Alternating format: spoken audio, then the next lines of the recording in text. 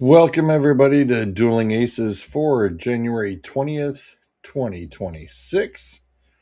We've got one massive lineup of topics for you all today, from the Big Ten three-peat, the NFL preview for the Seahawks and Rams, Broncos and Patriots, uh, and of course, the NFL coaching carousel continues.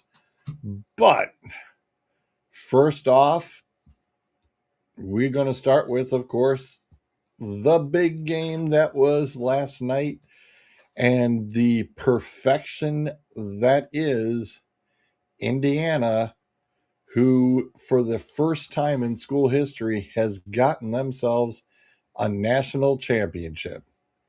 So you go from being the laughing stock of the Big Ten to finally, in your school's existence, you make it, you whooped everybody in sight, and you got the flowers at the end.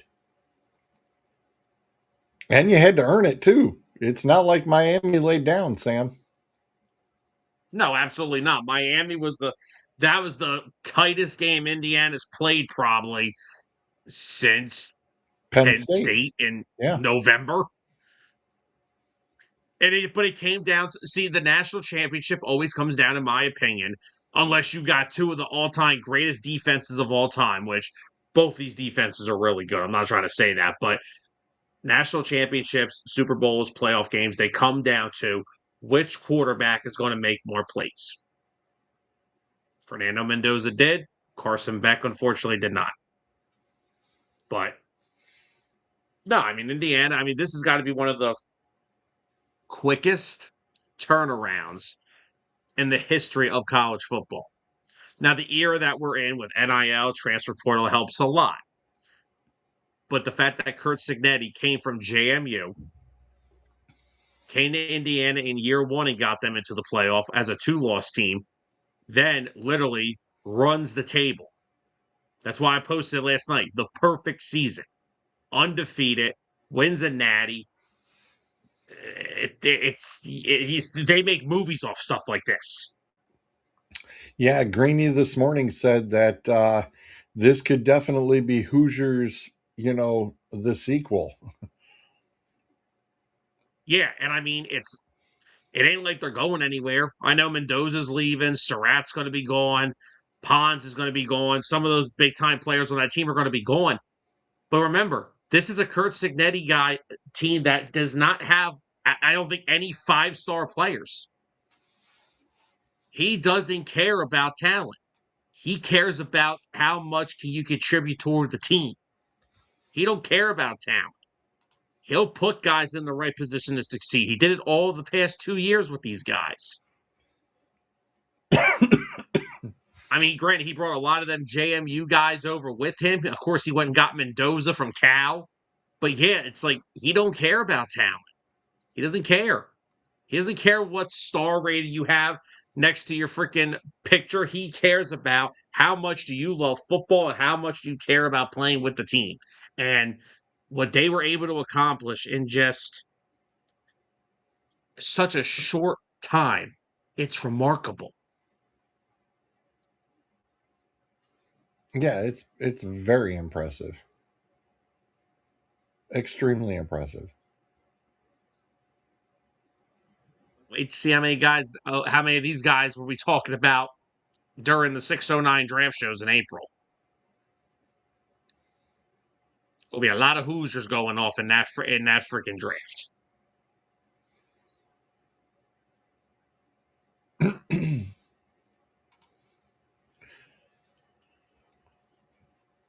But The it wasn't all, roses at the end when Mr. Fletcher turns around and decides he wants to try to start a fist fight with a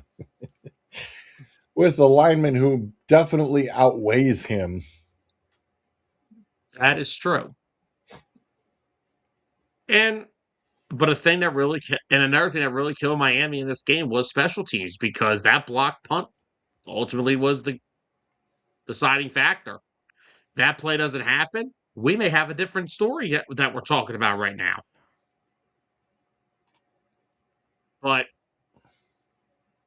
I mean, both teams showcased exactly what they're about. Indiana showcased that they were the best team in the country from the opening snap of the season. And the U True. proved everybody wrong. Oh, Notre Dame should have been in. The U shouldn't have made it in. Well, guess what? The U just went all the way to the Natty. They clearly deserve to be in. They won the tough road game against freaking A&M. They took down the defending champs. They outscored a high-powered Ole Miss team, and they took the best team in the country down to the wire. Ain't like they're going away either. Now they're losing a lot. Ruben Bain's heading off to the NFL. Akeem Messidor's going to head off to the NFL. But man, they still got a lot of talent. Malachi Tony, man, I'll tell you this: if Jeremiah Smith's the best wide receiver in college football, Malachi Tony ain't far behind him. Malachi Tony is going to be the fun, one of the more fun players to watch at this level and the next level, because any offensive coordinator that gets their hands on him in either college or the NFL, Swiss Army knife on steroids. Put that ball in his hands in space, he makes plays.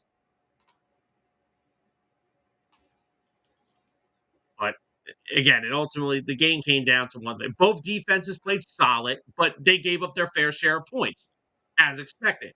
Both teams have very good offenses. It's not going to be a 13-10 game like it was with Ohio State and Indiana in the Big Ten title game. Both these offenses can score.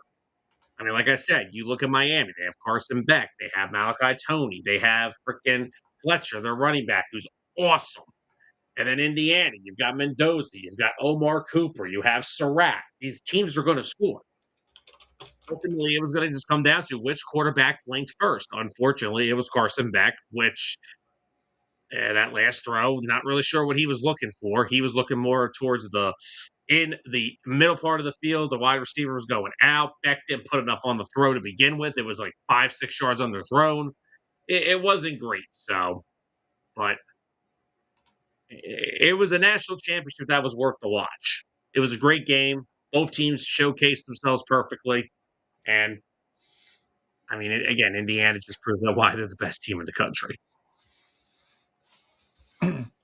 Yeah, it looked like Indiana was going to start, getting away from it, but Miami definitely was like, "Oh, hold on. There's a reason why we got here." Now, personally, I don't think Notre Dame would have been able to do what Miami did. If Notre Dame was in that slot, we're literally watching Ohio State and Indiana again. I wouldn't put it past it because, again, Notre Dame's got, don't get me wrong, Dame's got a great run game. Jeremiah Love, the kid behind him, Price, very good running backs. What Carson Beck did this year, he is going to get so many quarterbacks paid because of what a veteran quarterback in the transfer portal will mean to a team.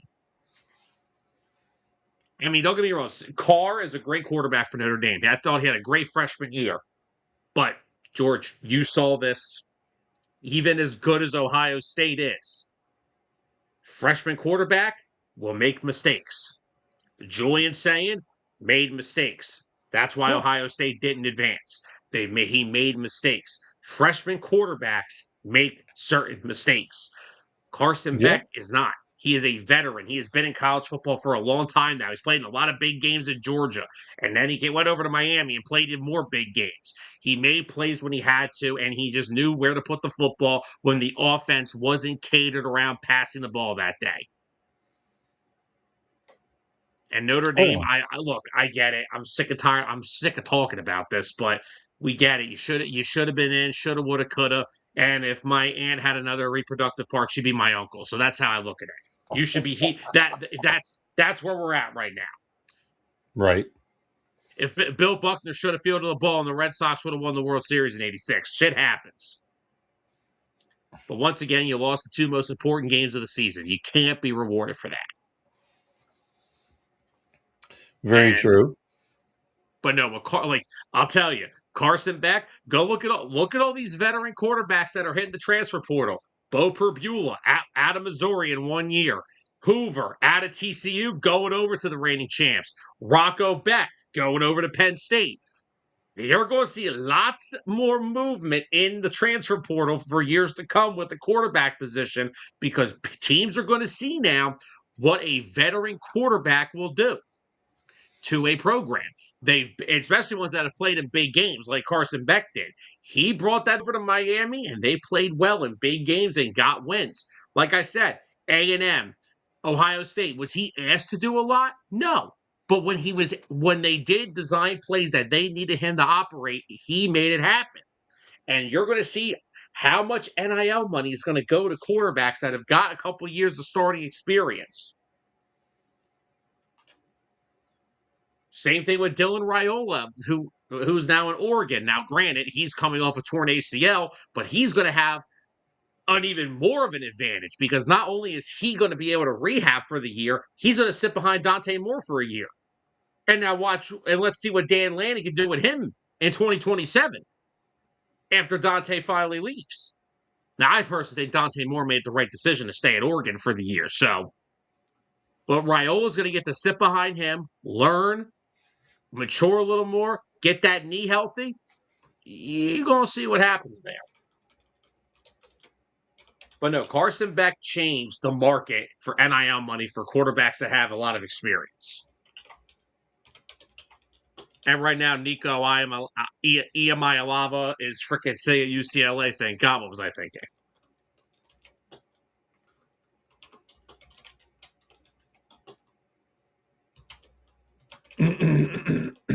So, yeah, that's, again, awesome game. Best team in the country, proving it up until the final whistle.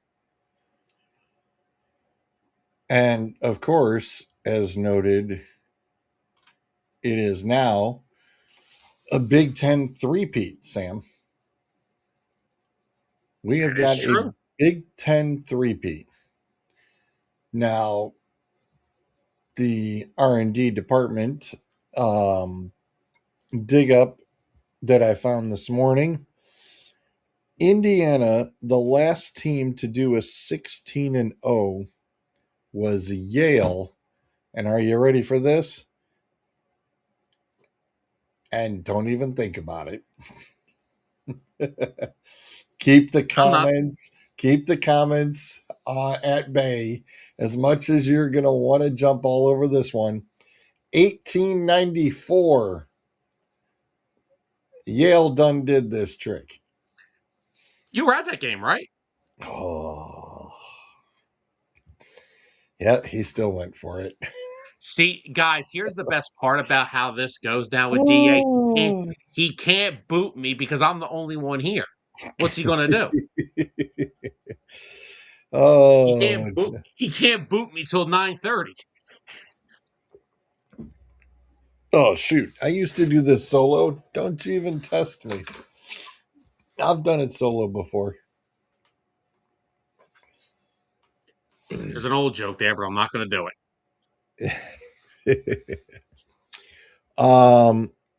The last time the Big Ten actually three-peated for the national titles, it says here 1942. Does this, Sam, my question to you, does this now put the Big Ten more, because Ohio State has actually won this CFP twice, plus a BCS. Does this now put the Big Ten above the SEC? Yes, and it's without a doubt. First of all, can we please stop acting like the SEC was this dynamite conference for all these decades? The SEC dominance that they are was Alabama. And then the 1 year LSU had Joe Burrow and Jamar Chase and Justin Jefferson. And Georgia squeaked in 2 natties there too. But outside of that, all the SEC's done is just live off the dominance that Nick Saban and Alabama had. And then everyone's like, oh, well, the middle tier teams of the SEC would dominate the middle tier teams in the Big Ten. Okay. Who's hoisting the trophies every year? I don't care if freaking Vanderbilt would beat freaking, I don't know, let me think, like Rutgers and Michigan State and even Penn State. Okay. What conference is hoisting trophies right now? That's all that matters.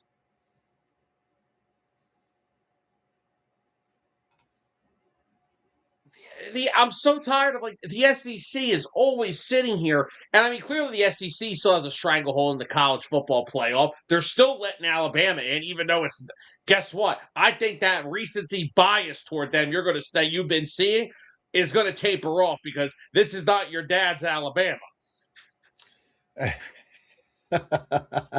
Zolt says more like SUC.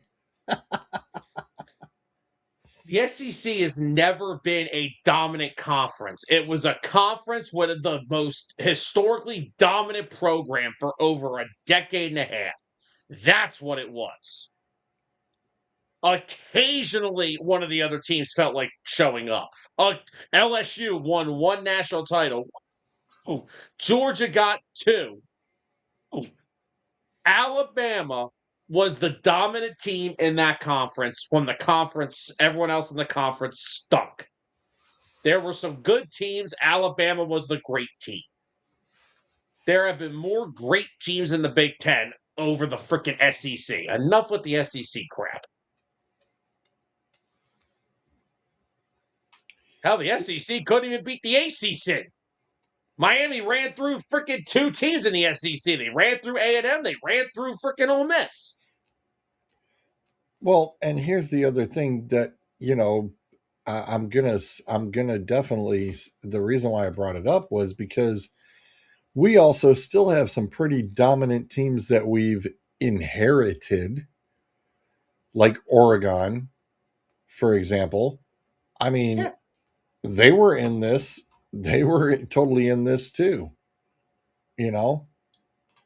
But that's even the thing, though, George. Let's look at what we're talking about.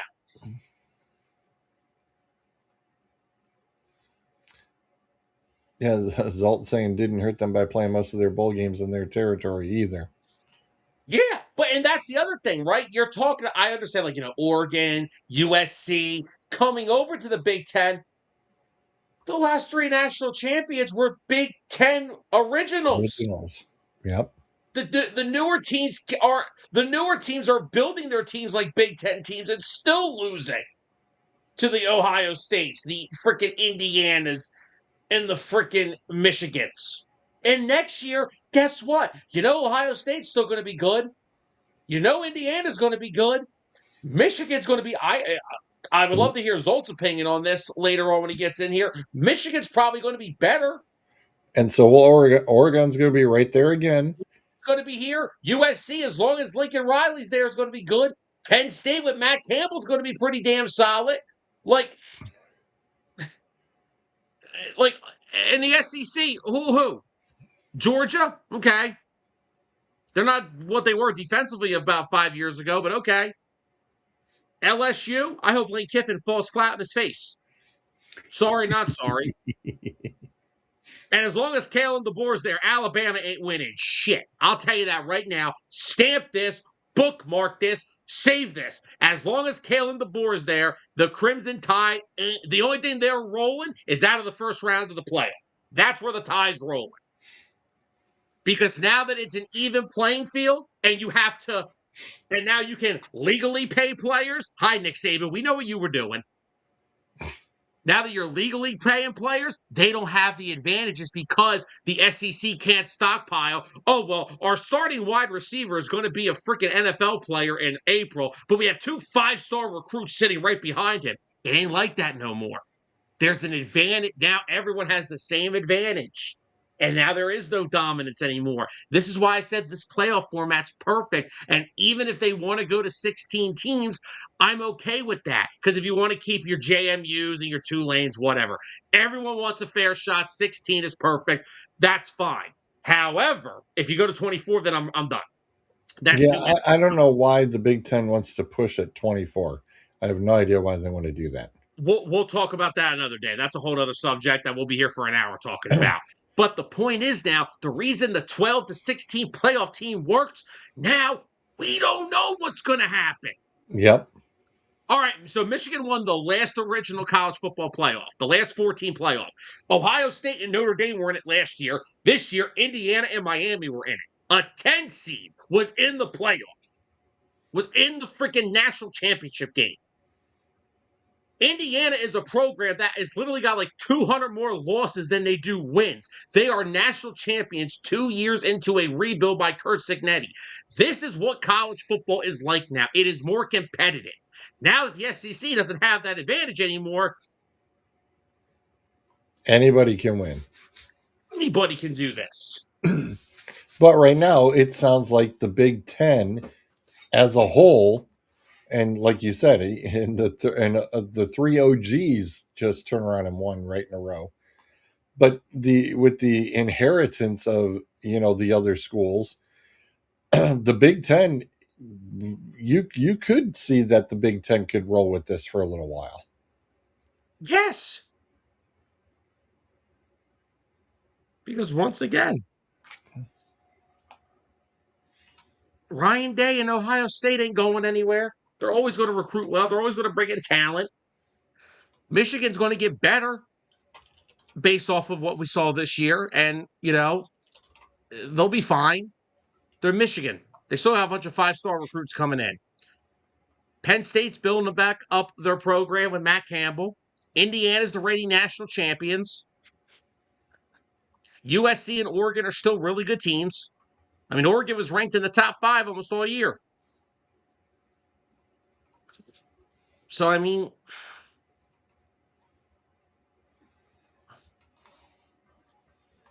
all right. So here's where we are. The SEC maybe has a deeper competitive base on terms of their second tier teams. Okay, well, that's great because their top teams all suck.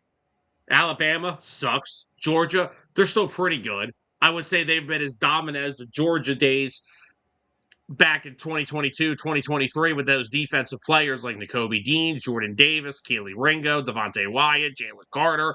That's when they were at Nolan Smith. That's when they were at their best. They haven't shown that dominance over the past couple of years. They're still a good team, but they're not dominant.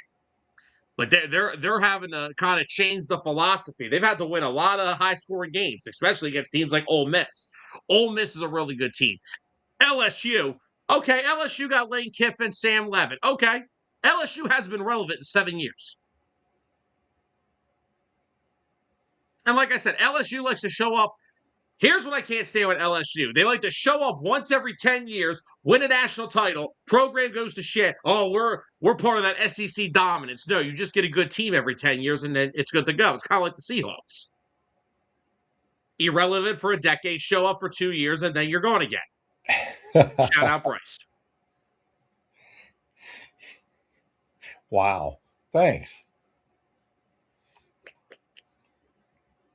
Yeah, this looks like it could be, because there was a neat little 8-year window because Ohio State won it in 2014.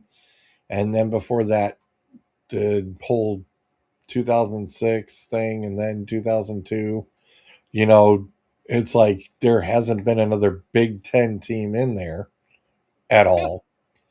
And now you just shown that 3 Big Tens, 3 years in a row. Looks like, looks like things are falling apart for the SEC. Although yet they're still one of the more dominant conferences, being one of the Power Four. But the Big Ten had a very strong showing in this playoff, for sure. All right, here let's. What do you got there? All right, just hold on one second. All right, so Ohio State won a national title in 2014, right? Yep. Jesus Christ. Okay, I'm gonna go one back for They you. won. They won that was the first CFP. All right, so since then, Before that, it was the BCSs. So after Ohio State, Alabama, Clemson, LSU, Alabama, Georgia, Michigan, Ohio State, Indiana. It was one team. Bama won all those national titles. Then Georgia got their 2, LSU got 1. This all says allegedly. I mean, Christ almighty, somehow we let Clemson win 2 in that time frame. And Dabo's been living off those for the past 5 years. Dabo's approaching that John Harbaugh, Mike Tomlin talk. He's living off past glories right now.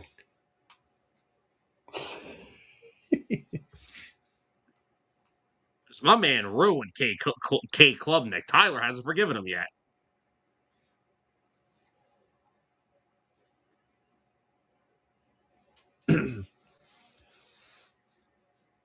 So, Yeah, no. Yeah. So it totally shows that it looks like the Big Ten is basically, putting their foot down and showing that, hey, we are the big dogs now. I mean, like I said, inheriting some of these squads didn't hurt. Some of these other schools, I'm sorry. It definitely doesn't hurt the cause. It only helps it. And I'm intrigued to see how many in the next 10 years that the Big Ten can pull off. I agree. We're both of our schools are in the Big Ten. So of course, I mean, for me, it's even when Michigan won, it was like, hey, I'm still pulling for a Big Ten school because that's my conference. That's my division. Yeah. Zolt says when your preseason, in-season, and postseason ranking all have a bias towards a conference, you see things like this. Only one actual good team.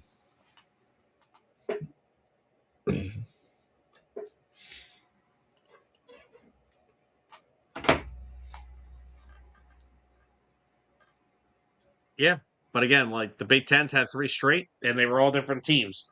SEC had Bama win 4 out of 5, and it's like, oh, the SEC's dominant. No, Alabama's dominant. Then the other couple teams threw their hand in the pot once. I mean, LSU literally had to have. Make it so more teams get to play for the title, actually play the games. Look who wins. Yeah. And again, LSU's national title, look what it took for them to win it. 3 of the greatest players currently in the NFL. Jefferson, Chase, Burrow. And shout out to Clyde Edwards-Helaire, who was the running back. But since then, what's LSU done? Nothing. Like I said, man, Lane Kiffin, have fun there. Right? Because that's why I was like, as awesome as Miami's story was, I wanted Ole Miss to win this whole thing so bad. Just to stick it to him. That would have been the best. That would have been the sweetest revenge for Ole Miss. Oh my God. I still think it was because they acted like they couldn't. He thought he had a better shot at competing for national titles there. Well, hey, Ole Miss had a pretty damn good run. And then after the win against Georgia, Lane's like, oh yeah, my coaches have to come back to LSU now. Okay, you greedy, salty little bitch. Yeah, see, that's the other problem I've got. And Ohio State kind of had a little bit of the same problem because Brian Hartline was going back and forth to Florida and trying to help prepare for, the playoff games. I'm sorry. I think it needs to be set up kind of like the NFL is, hey, you can interview all you want, but you don't get to, start working until you're done with your playoff first. Let's get these guys and have these coordinators stay with the school until they are totally finished. You just don't sit there and start plucking coaches and, say, hey, I mean, if Lane would have turned around and stayed and had not had anything even said about the school hiring him, and Ole Miss goes through the playoff run like they should with him as their head coach. And then after their loss, then you make announcements for this, that, or the other, whether it be a head coach, coordinate, offensive coordinator, defensive coordinator, you know, assistant coaches, you name it. It needs to be kind of tabled. It's like you can't Calendar, sit there and screw around with these people when they're trying to work on their current school's playoff games. You just the can't do this. calendar, the calendar has to be fixed. We all agree with that. That has to be. There has to be some negotiating on how we can fix the calendar because it's a mess right now. No, it's an absolute disaster. And I mean, the NFL wants to complain about tampering. Jesus. The NCAA apparently doesn't even believe in the word at all. I got a really bad Sharon Moore joke that I'm just not gonna say. Oh, come on. I'm not gonna do it. I'm not gonna Come do on. it. I'm not. Come on. No, I'm not gonna do it. It's wrong. It may have been along the lines that Lane Kiffin was in bed with LSU faster than Sharon Moore was with his assistant, but it's okay. There it is. Ah. I'm just saying. That's why I ultimately I would find it hilarious because this is tying into the NFL a little bit, but as we all know, the Eagles are in the mix of an offensive coordinator search. The one college name that has popped up is current LSU offensive coordinator Charlie Weiss Jr., who is going to LSU with Lane Kiffin. How funny would that be if Charlie said, "All right, thanks for the 3-week job at LSU. I'm out of here." Zolt thought that one was good too. Now we've got to find out who the bigger tramp was. I think it was Lane. Who? Apparently, Mr. Kiffin doesn't know how to stay in your lane. But I'm just who am I here? But how funny would that be? Charlie Weiss he's at Ole Miss with Lane, gets hired to go to LSU, goes back to Ole Miss to coach in the playoff. Lane then makes him come back to LSU, and now he could potentially be the offensive coordinator for the Eagles. That would be a giant fuck you, Lane Kiffin. Right. Which then I ultimately have a conspiracy theory. If the Eagles were to hire Charlie Weiss, they're going to draft Trinidad Chambliss. At some point. At some point. I've got many conspiracies. Too many to count. Well, I have to be careful because if that becomes true, what's going to happen? Let me just give you guys a preview. Of course, we know 609 is going to be live for the NFL draft like we always are. If the Eagles, within the first 4 rounds of the draft Trinidad Chambliss, let me explain to you what's going to happen. My co-host lives 5 minutes from my house. You're going to see him leave his desk. His camera's going to stay on. Next thing you know, you're going to see my door fly open, and I'm going to get slapped silly live on the air. Oh, he's going to just sit there and go, Sam, don't move. Sam's going to go, it's all right. I made sure the doors were locked at the time. That doesn't help me out, honestly. That actually doesn't help me. He has a key. Oh, well then, yeah, you're host. Well, I had to give him one when we were doing shows from the house. Fair enough. Fair enough. Never got it back. Should have. Big mistakes. And he's going to slap me worse than Jim Cornette slapped Santino Marella back in 2005. Oh. Who? You're on fire just like Mendoza. Jeez. Yeah, unfortunately, though, I'm not going to get paid to play football in a few months.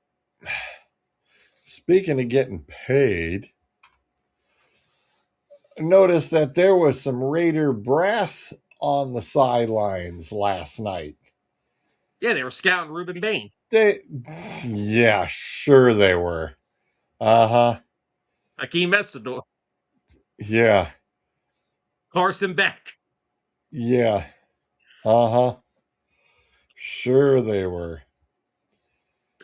All I got to say is Mendoza put on a show, and I mean, I know it's because, hey, it's Tom Brady. But I mean, come on. Since when do you see a minority owner showing up at a game like this? It doesn't happen. But because it's Tom Brady, oh, yeah. And Sam, that 12-yard scamper just goes to show you that boy is ready. Oh I yeah. First mean, of all, what a play call. First off, on Signetti's part, what a oh, play call. ballsy is all get out. Major, major balls. Over under on QBs taken by Cleveland this year.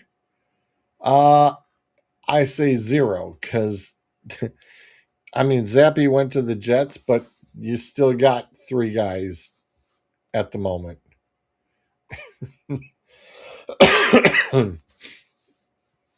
Cleveland has some serious other needs, and right now, just keeping my fingers crossed that Tate is sitting there when they have to pick. Zolt says, take the over. Get out of here. Take the over on 2.5. Nope, I don't think so. Unless some weird moves where Dylan Gabriel's getting bounced, I just don't see it happening. Like I said, we'll get into the coaching stuff a little later. But Sam, Mendoza definitely showed up, showed out, and I think it's pretty much the most major done deal that I think Davis could literally just meet up with Mendoza and go, look, here's the contract, sign it, and pull an Alex Smith deal like the It's gonna, 49ers did. Sign it's gonna him be. before you even have him drafted. Well, what was that thing about tampering we were talking about earlier? Well, actually, you don't have to. When you've got the first overall pick, it's not really a tamper because once the season opens, it's pretty much, hey, that's who you're drafting. So, hey, guess what? We're going to have the contract deal pretty much all set in stone. And yeah, this is who we drafted. It'll be like the 49ers with Alex Smith. It's like, yes, we know this is going to be our guy, lock, stock, and barrel. And I think Brady and Davis definitely, you know, oh, and I'm sorry, the GM was there too. My bad. Well, they would have their head coach there if they had one. I'm sorry, they're still shopping. Well, good. Shop a little faster. Oh, yeah, I'm sure that's still a quandary, right now. But we'll get into that later. Um, but yeah, I mean, the kid balled out just like he should. And it's just kind of funny. It's like, hey, Heisman Trophy winner, perfect season, good football system. I Yeah. mean, it is And now let's answer this: Is Mendoza got the talent of a Joe Burrow or someone of the around those nature? Probably not, but he's still just a really good damn football player. I mean, the kid. I mean, you ever heard the kid talk? The kid's humble as hell. yeah, and I mean, good press. Good presser. He'll probably be a good interviewer. Oh my god! Why do we do this? No, they're not going to Why do offer. we? Oh my god, guys! So hold on. This No, is what pisses me off so freaking much in this world. Oh, if you offer four first round picks, I'll take it. What does it matter if the most important position in football you don't have? right? Yeah, sorry. It just goes to show how it's like, oh, Brady's a minority owner. I'm sorry. I think Brady's minority ownership. I think Brady's just investing a little bit more and a little bit more before you know it, he could have about 25% investment in. It's like, oh, he's a minority owner. Well, he's a pretty heavy duty minority owner. It's going to turn to Mark Cuban real quick. Hey, that ain't a bad thing. Yeah, but then But, Mark Cuban sold all his stake in the Mavs, and look what happened. well, he got out when the getting was good. Yeah, some people are just better. I mean, look, some people are just better business people than me, I guess. Well, and I mean Brady's not a bad face for the franchise. I mean, it's better than looking at Davis, for crying out loud. That's the I'm- only reason he's there. They just want to make him look better. yeah, but the thing is Brady needs to he needs to stay out of the booth. Brady's got to stay Also, that he's got to stay out of the booth. Because remember, when you're a broadcaster, you go to team meetings on both sides of the ball. And that one game where he went into the Raiders booth, yeah, bad look, dude. Bad the look. problem, but the problem was he took the Fox deal before he became a minority owner in the Raiders. That's the problem. He took that deal first. Yeah, But but it was this year when he was in the oh, I Raiders know. booth. And it's like, dude, you just can't do that. The other thing that I like with Brady being on that side, being a minority owner, not only like you said, it's a good face to have for your franchise. That guy did a lot of winning in the NFL last time I checked, and Mhm. was around an organization that did a lot of good things on how to win, what to do, what not to do. What do you want to do? You want to operate your offense through a really solid tight end? Well, they have that in Brock Bowers. And you want to have a really good run game? Well, they have Ashton Genty. All he probably said was, just do me a favor. Please don't draft a bunch of Brandon Tates at wide receiver, please. Like, I'll tell you right now, Raiders, first pick, Mendoza. Second pick, offensive line. Third pick, go get the Indiana kid. Surratt, the wide receiver. Go get Mendoza. That's how you build something. This is how you build. Joe Burrow. What did they do with him? They went out and got his best friend in college, Jamar Chase. That's turned out pretty well. Go get Mendoza. Use some free agent money to boost that offensive line. Draft an offensive lineman as well. Go get Elijah Surratt. So then you got Surratt, Genty, Bowers. Boom.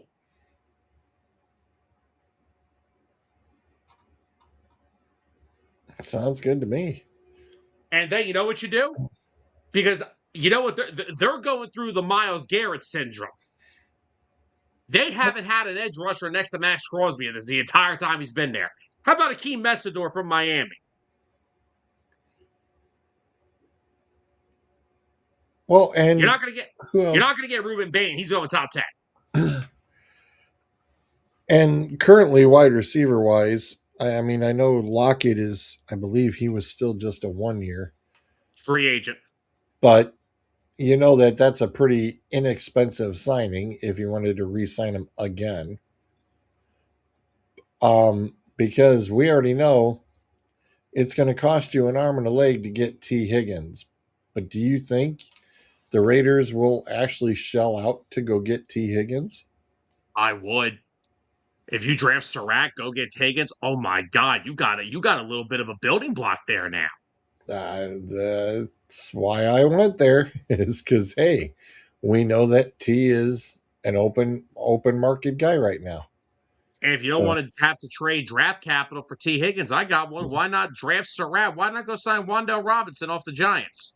Look at the year he just freaking had. I thought he was still. I thought he still Nope. had one more. He Nope. was. He He's gonna be wasn't. one of the He's not an nope. RFA. I thought he was Nope. a He's a RFA. UFA. He's a UFA. Okay. Well, I was gonna say, if I'm Robinson, I'm waiting to hear back because I want to play for John Harbaugh. Do you think I'm Yeah, stupid? no. That is actually something that I've been talking about with the Giants for weeks now. Is that the first priority in free agency I'm signing Wandell back because then I got a unit together with him, Neighbors, Theo Johnson, and Cam Scatterbo and Jackson Dart. Because everyone's like, oh, well, it's okay.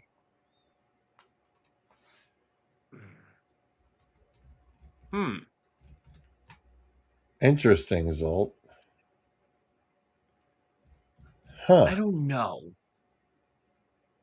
I don't know if I would put Mendoza in that. I don't know if that's a good comparison or not, I honestly. I see I see where he's coming from on it.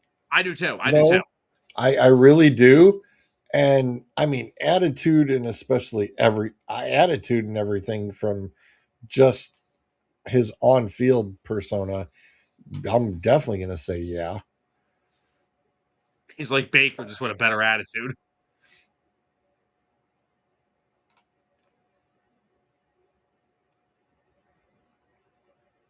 T signed the 4-year deal this year. Yeah, yeah. I thought you were talking in the most of trading him for him. That's why I brought up draft capital.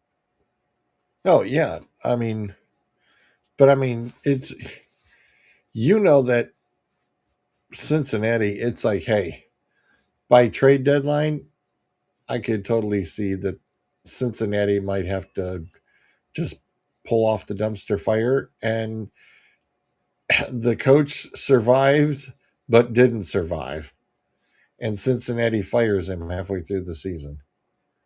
Top unrestricted free agent wide receivers: Mike Evans, Christian Kirk, Debo Samuel, Jawan Jennings, Wandale Robinson, George Pickens, Alec Pierce, Romeo Dobbs.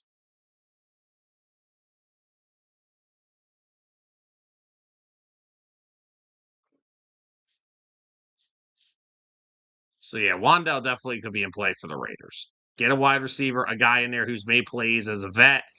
Bring in a kid like Surratt to compete for that number 2 spot. Guy that's played with Mendoza. I like that combo there. You have Genty and Bowers and Michael Mayer as your tight end too. Offensive line needs a lot of work. I still like Colton Miller. I still like Jackson Powers Johnson, but outside of that, it's a bunch of doggy dude. Yeah, that list fell off quick. Oh Well, yeah. Debo's not a bad scoop. Debo wouldn't be a bad pickup, We're not doing but this again.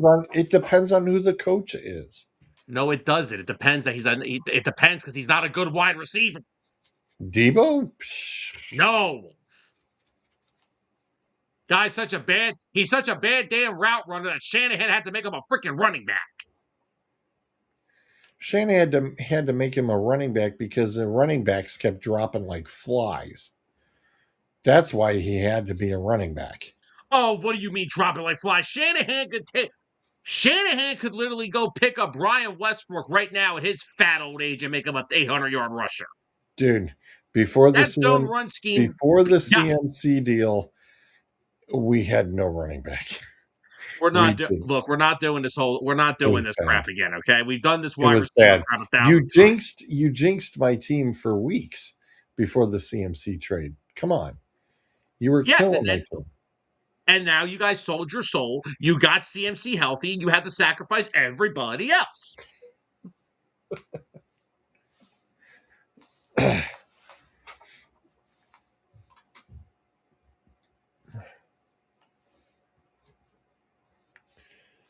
The only one on that team who didn't drop the last 2 years is Shanahan.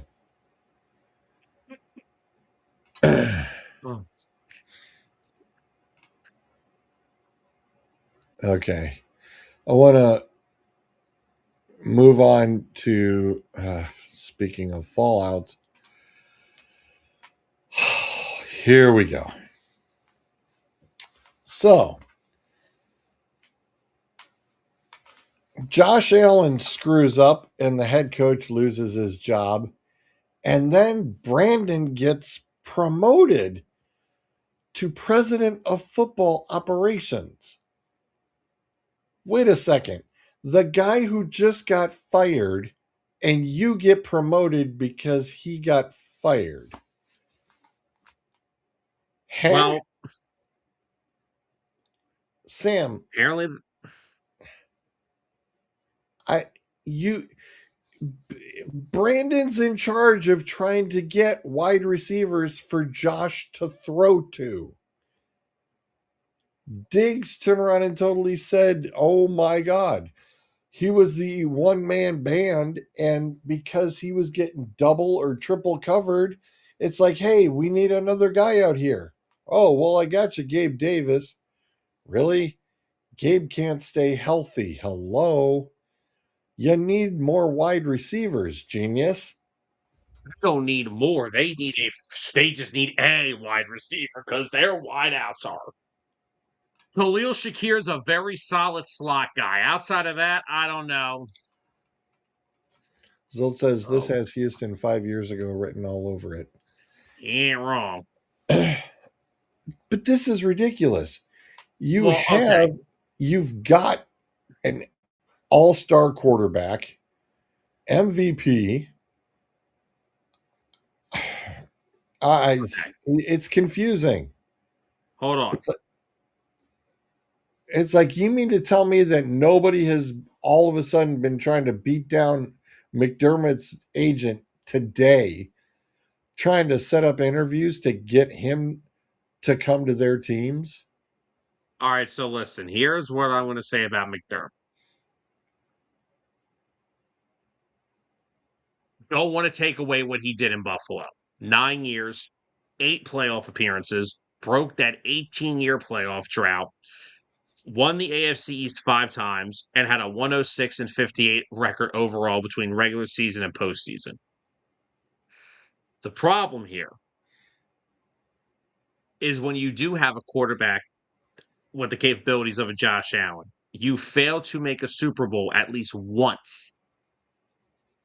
That is going to come with repercussions. Another thing, I understand about this year. I get it. I understand the roster is flawed so bad that, but here's another problem.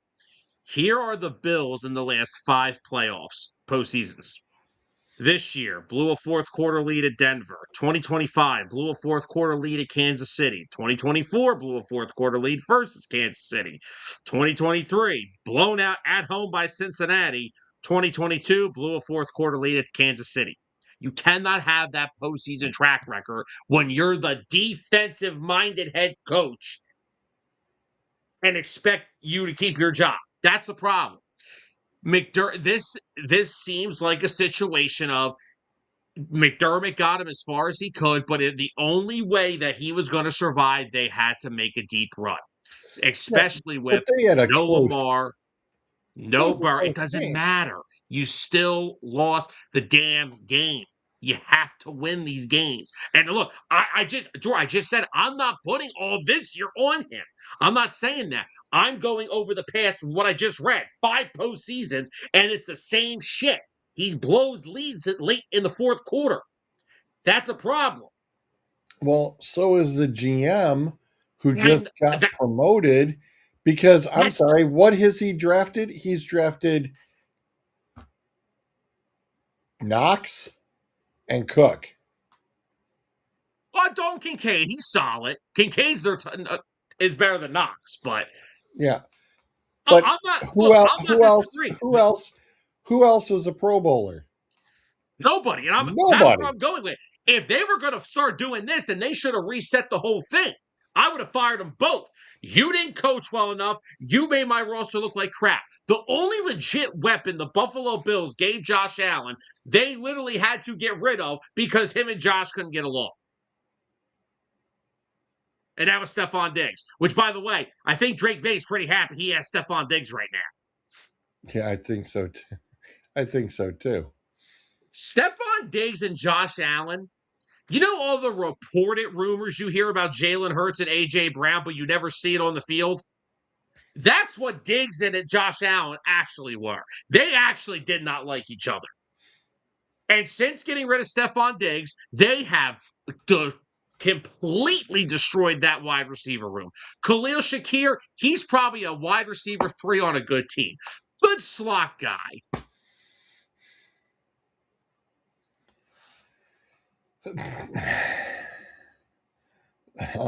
Oh, there's a showstopper. All right, I'm done. But Good no, grief. No, this guy totally. I'm He just. does. It's mind blowing that you're gonna promote this fool. Well, let's look at this real quick. Okay, so Dawson Knox and Dalton Kincaid. That is one of the best tight end 1 and 2 positions you could find in the NFL. They're very good. The problem is Kincaid is always hurt. But when he's on the field, he's productive. So Right? is Dawson Knox. I personally think Dawson Knox may get traded this offseason, too. Well, no, because Tyler and I were talking. If the Eagles, which it definitely sounds like there's a possibility of AJ Brown getting traded this offseason. And Tyler asked if Buffalo called you, that first thing out of my mouth, Knox or Kincaid, which one am I getting? Because if it ain't either of them, then I'm hanging the phone up. But anyway, the point I'm making here is look what they've done to the wide receiver position since they got rid of Diggs. They got rid of Gabe Davis because they're like, oh, we're going to have a whole new reset in the wide receiver room. Okay. Well, you paid Khalil Shakir $70 million. He's a slot receiver, and he's only good with outside guys around him. You gave Joshua Palmer $10 million a year. He's been a wide receiver 3 his whole career, if that. Yep. And you drafted Keon Coleman right before the Chargers took Ladd McConkey. How's that working out, genius? The guy has missed on more wide receiver draft picks, and even I'd say even Gabe Davis was a miss because Gabe Davis isn't that great. He is what he is. He's another one who can't stay healthy. Just ask Jacksonville. So yeah, that's why they cut him. And I mean, for God's sake, Schwartz, they are relying on 35-year-old Brandon Cooks in the playoffs. Brandon freaking Cooks. And Curtis Samuel, who stinks. Hang on, Anthony. I see you. I see your comment there, bud. We'll get to it in a second. Like, what are we doing here? Yeah, I mean, this is just I'm just, and everybody, even this morning and yesterday, they're all beside themselves. It's like, how the heck could you promote the guy when he screwed this up from top to bottom? And now the problem is they fire him, and the 2 best guys I would have took for the job already got hired. Right, but I'm saying GM wise, I'm sorry. He's You a should have clown. cleaned house and you should have fired. So right now, what this is saying, and I'm going to steal this from Greeny from this morning. Look, you promoted him to president of football operations. He screws this up this year between a coach and or the draft, and Buffalo doesn't even sniff a playoff game. He should be gone. Yes. He should totally be gone. Right now, you have basically told the ownership, he basically told Brandon, you got this year. This is it. It's like, oh, hey, I want to be in charge of everything. I need to make sure I'm in charge of contracts and everything. Yeah. And dude, fine. My thing would have been, hey, yeah, Sean was definitely the scapegoat. Well, the reports are that they like had a meeting about what the team needed to be a Super Bowl contender, and apparently they didn't see eye to eye with what McDermott was saying. I think it's a bunch of crap. Oh, I agree. I believe, again, I'm not saying they should have picked McDermott over Beane. I think they both should have been fired. I just read off the last 5 postseasons. You can't expect to survive as a head coach with that many fourth quarter blown leads in a playoff game. You can't expect it. Well, the problem I got, though, is if you're not going to draft the guys that the coach needs for his offense and or his defense, because Jesus, that defense defense is awful. That defense looked worse than the 49ers defense, and we were just missing bodies. They just flat out, that was their starters. That was their starters, and they sucked. They're just awful. I mean, Jesus. I would have been fuming. Yeah, exactly. It is going to make it harder, exactly. And that's going to be the downside is whoever you get, Beane gets bumped. you know that whoever the coach is that's brought in, they're going to get bumped because it's not the new whoever the new GM is going to be. It's going to want to bring in their own guy. You can't play Well, the don't play the circus like Cleveland does. Jesus, don't do that to yourselves. It's like, okay, who are you going to get as a rental right now? well, even Because that's what you're pre basically looking for. You're looking for a rental coach right now. so why not give it to Joe Barry for the year? He was already their offensive coordinator for the past 2 years, and he actually did a pretty good damn job because the minute McDermott got fired, Barry's going out on interviews for head coach and offensive coordinator jobs. He's done a good job with that offense given what he has. Right. So why not give him a chance? Well, Give a year, see what happens. You keep a familiar face in that building, what the players are used to, what Allen is used to. See what happens. Another name that I could think of, I don't know if this would be a rental, though. I brought up Dable because he was Josh's OC before he took the Giants job. So those are the two names I realistically would look at if I was Buffalo. yeah, it's going to be very interesting considering everybody's had a 2 week head start. Yeah, that was the problem. I win that game in Jacksonville. It just bumped you down. I mean, but if you actually get a big enough name to turn around and get in there, they're going to sit there and go, "Listen, you better get me who I want." Period. End of story. I mean, because if Bean is gone and a certain person's taken a year off and then could come back,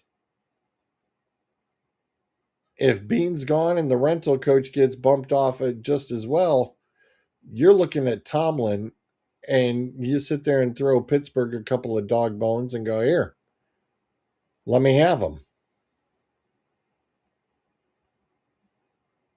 Yeah, I said I it. mean,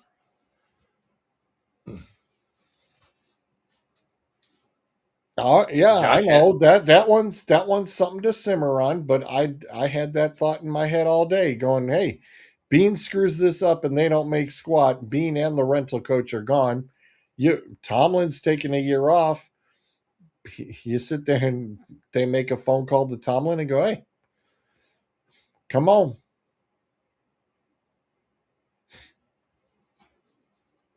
Mike Tomlin as a Buffalo Bills coach next year. I mean, Josh Allen's early NFL comparison was Big Ben.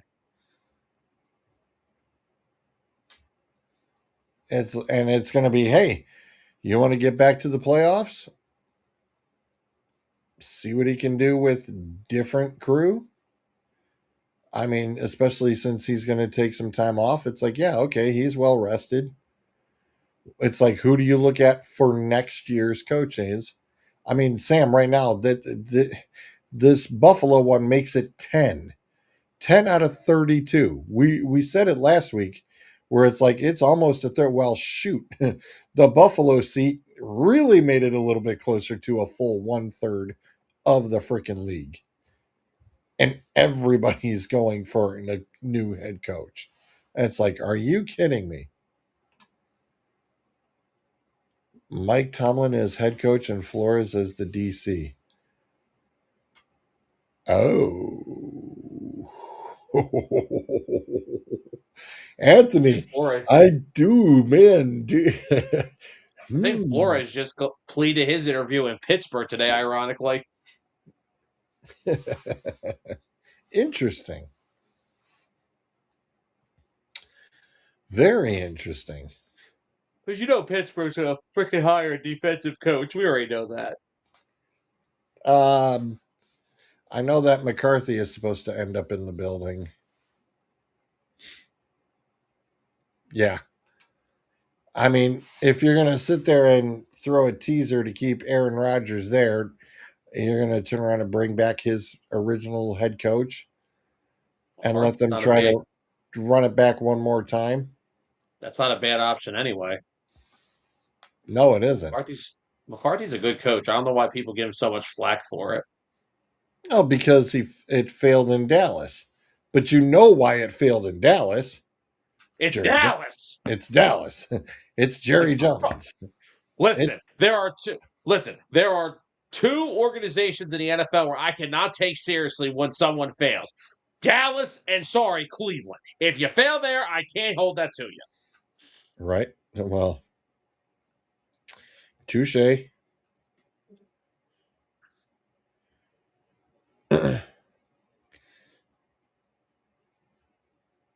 Ejiro Evero. No, is that freaking? I think it's the DC in Carolina. Raiders have now completed second head coaching interview with him. Yeah.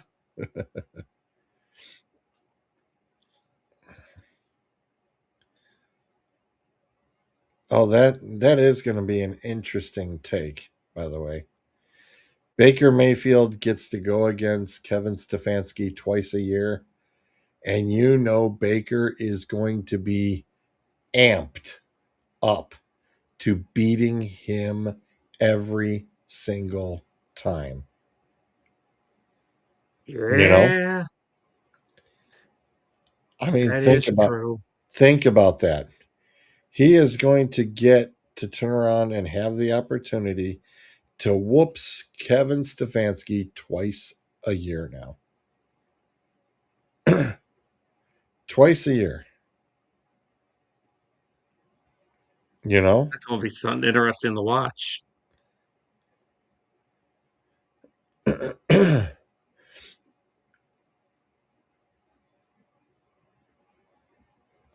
Oh. Sorry, I'm.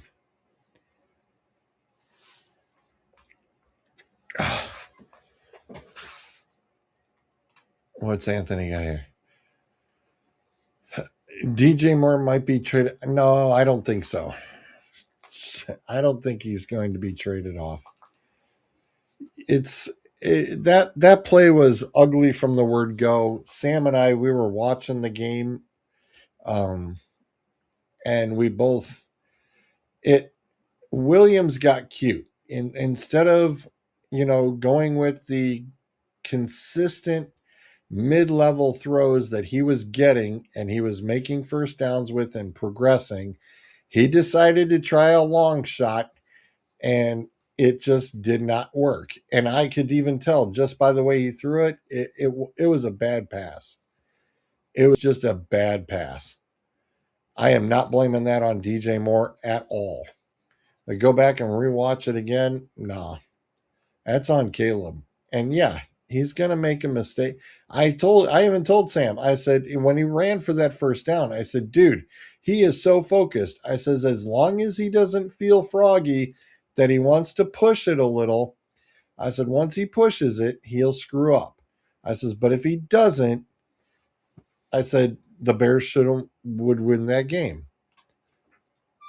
Moore might be traded just because he's basically the third wide receiver, get better value by. I don't know. I think Moore is going to still be there. They've got a solid set of receivers right now. Yeah, but that's the thing, right? Like they drafted Luther Bird and they drafted Rome Odunze. Like you're kind of getting into the point now where like you can only feed so many mouths on an offense. So, and you're gonna have Colston Loveland next year, who I think is going to take a big leap. So, yeah, but honestly, Moore has been Caleb's, favorite target to hit. I understand that, but Colston Loveland is turning into that quickly. And honestly, that's a tight end versus my wide receiver. Give a shit. Go ask Tom Brady how that fucking worked. I'm saying is the Bears need help defensively. If a team is willing to give me a good defensive piece for Moore, I'm going to consider it because I have Loveland and Komet. I have a Dunze and freaking Burden. And by the way, I have this run game that it's just so damn dynamic that I can run the football on almost anybody. It's not the most outlandish thing to think. That's all I'm saying.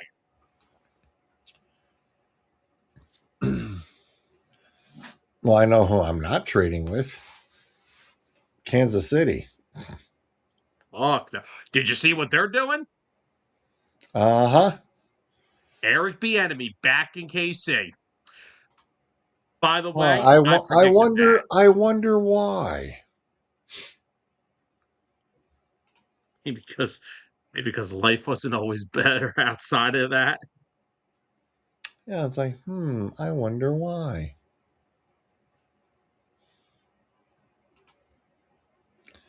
Um, yeah, Bieniemy coming back in. That's like I said, that's one place I am not playing games with. Anthony brought this up earlier, Sam. Are the Ravens in trouble next year? He says he can see the Ravens players leaving or not signing back to go, and some of them might go to the Giants. Don't make me spoil 609 free agency shows, damn it.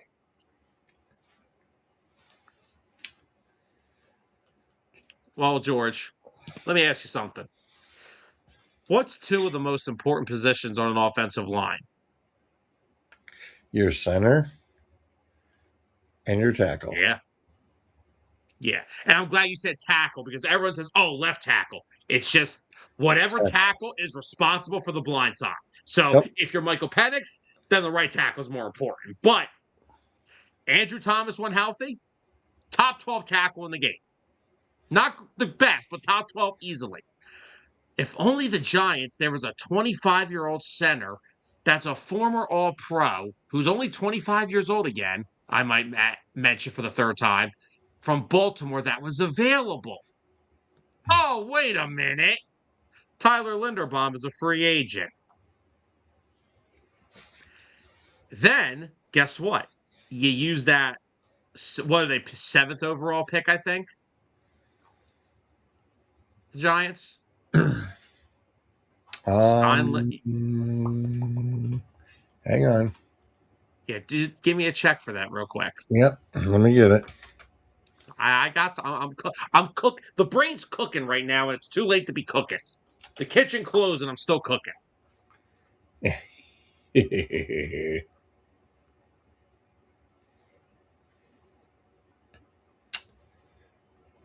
Giants are 5. Raiders, Jets, Really? Cards, Titans, Giants. Browns are at 6. So, all right, wait, hold on real quick. Read me off the draft order again. Raiders are 1. They're taking Mendoza. Raiders, Jets, They're taking a defensive player. Arizona, They may take an offensive. They may take a defensive player. Tennessee. All right, so Tennessee may screw this up, but It's if Salah, this, so that is true, but they could also go wide receiver because they need to get a wide receiver in there for freaking Cam Ward. yeah, and that's What where I if think that. Unfortunately, I think that's where Tate's going. What if a certain tackle from Miami falls to 5? You'll have him, Linderbaum, and Thomas. All you got to do is get 2 decent starting guards. You have fixed the offensive line in 2 moves. And then you can run the ball with Scatterbo and Dart can sit back in the pocket and chill all he wants.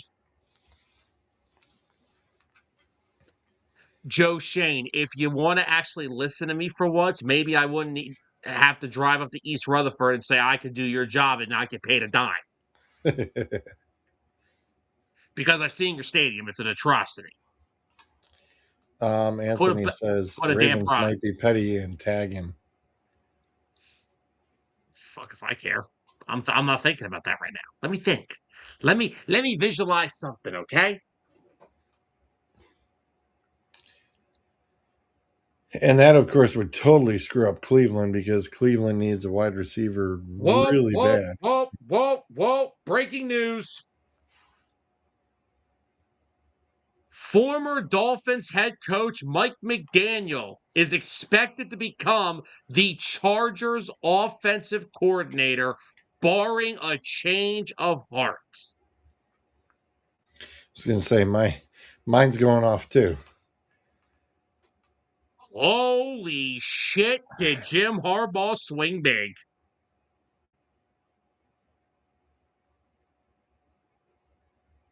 The Chargers clearly want him, and the two are having dinner tonight. But the expectation is that McDaniel will be staying in LA. Whoo! Well, that got interesting real quick. Well, there goes my number one option. Well, so much for Sulla getting him in Tennessee. Whoopsie! Jim Harbaugh swinging big. Oh, Tennessee, apparently you didn't make that deal sweet enough and you let him get on a plane to go to LA. Whoops. Now, I'm going to be very, because remember, the Eagles were supposed to bring him in for an interview at some point. I wonder if Philly now, because Dable was in the building to interview today, I wonder if they say, hey, before you get on that plane, come back. We got to talk. Because they're going to want to try to get that shit finalized. Yeah. Hold on. Zolt said much better weather in LA. Oh, he was Mike McDaniel was never going to a team that plays in cold weather. Justin Herbert has 1 year to prove it. I don't think so. Again, that when you get different play callers, they get different philosophies. The language is different. It's a pain in the neck to turn around and keep changing OCs all the time. It's annoying as could be. Tom Brady even said it when it went back and forth. He was much better when McDaniel, when he left and then came back, he was like, thank God he came back, because he knew the language, he knew what was going on, and he just felt more comfortable. That's why Josh is still in New England, period. All right, so here's what Tom Pelissero just said.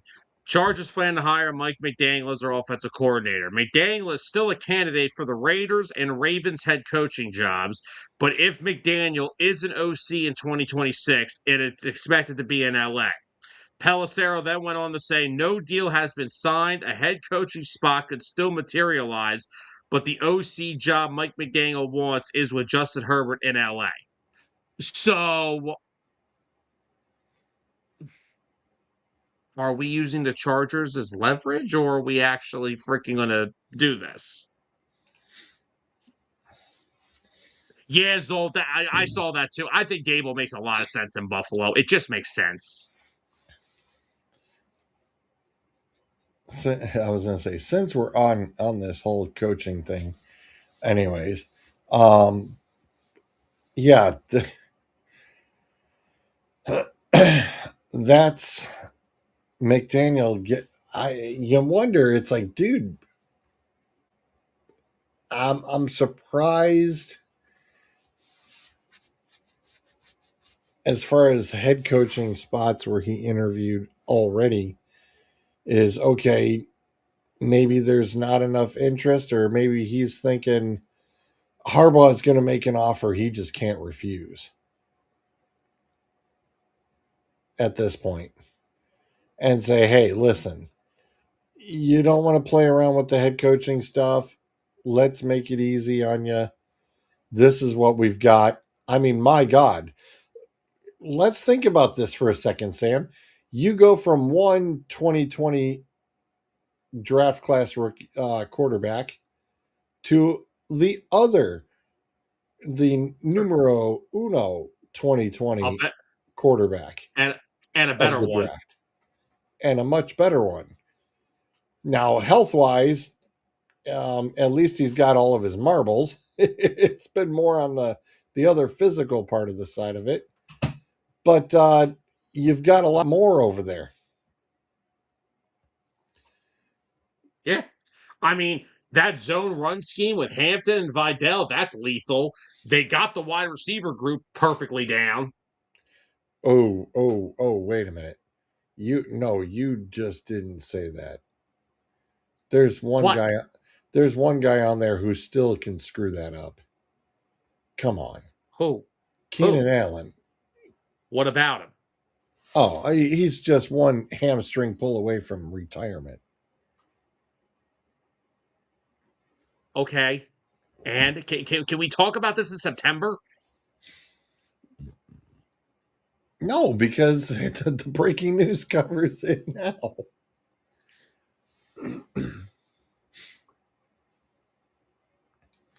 I'm just saying, the Chargers could utilize another wide receiver too. I understand that, but I'm saying with the trio of him, Johnston, McConkey, that's a solid group. That's a really solid group.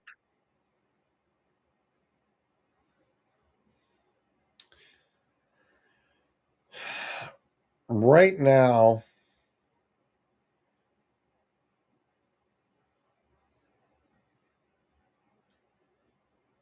I see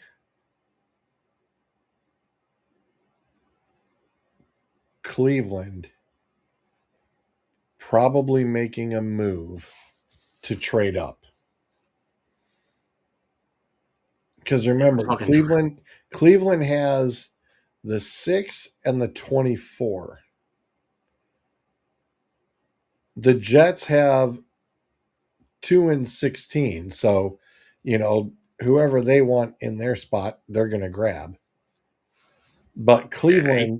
Cleveland's sitting far enough back, and nobody else has got in that top 12. Nobody else is sitting there going, "Oh, we can turn around and throw 2 for 1 to move up." Cleveland's got pretty much about the best bet. I think Cleveland might move up from 6 to 3. Mm, interesting. Zolt said it's now the head coach free agency draft pick show. Yeah, I mean, first we got to get a dang coach in here. We got to see what the hell we're going to get first and foremost. We get Schwartz in here. I mean, I was surprised because McDaniel interviewed here as well. And Cleveland, I don't know what Barry's doing. He's been wishy washy. And it's like, dude, it's Tuesday night at 9 o'clock. You have had your second round interviews and you don't, you're not going to have to do it. Zolt says not going to have to do another show until whatever. Um, they've done all their second interviews. It's like, dude, you should have had an announcement already. I mean, most of the fans even think Schwartz, after you had the second interview with Schwartz, you just come out and make the announcement, dude. Don't even bother wasting anybody else's time. I mean, the guy's been sitting here in Cleveland just hanging out, waiting. That's like, quit stringing him along. Make a damn decision, Barry. Because guess what? If you can't make a decision, Haslam should turn around and fire your butt and bring in a football guy who can make a damn decision.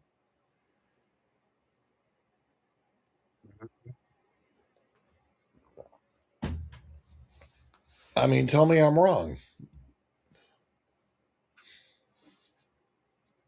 You're not. And like I said, I think for Cleveland, it should be just like I say, you need someone to transition you right now. So I think Jim Schwartz is still the guy. I do too. I mean, offensively, we're going to have to work on that. Again, transition. But yeah, I could totally see the Browns taking both first rounders and jumping up a few spots.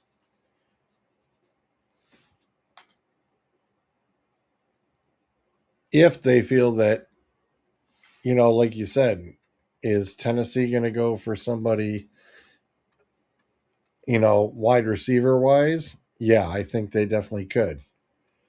But if Cleveland wants that wide receiver bad enough, you roll the dice and go 2 for 1 and jump up ahead and trade with Arizona.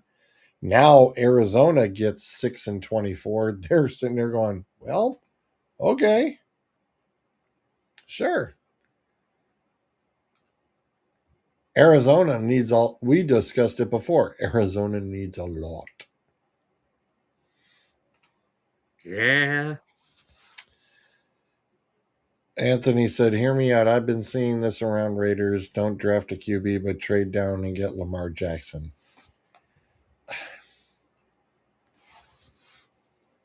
Lamar won't work in Vegas. Ew, what? Lamar won't work in Vegas Why are we talking about that? because Anthony brought it up. See, it's kind of like the old adage of, "Oh, I've been seeing this." It's like you got to stay off the blogs, as in the wrestling terminology, stay off the hot sheets or the dirt sheets, whatever you want to call it. You just you gotta go with only the solid source from the teams. You can't What? go off of there's been too much crap from bloggers and anybody claiming to be a writer, and they submit articles to the news outlets that they're reporting. I mean, that's how this game works now, is bloggers can go do that. Yeah, I was gonna say the Lamar Zolt says the Lamar thing went out the window when Harbaugh got let go. It was one or the other. That's correct. Yes. Let me ask you this, right? You know, we're talking about head coaches and offensive coordinators.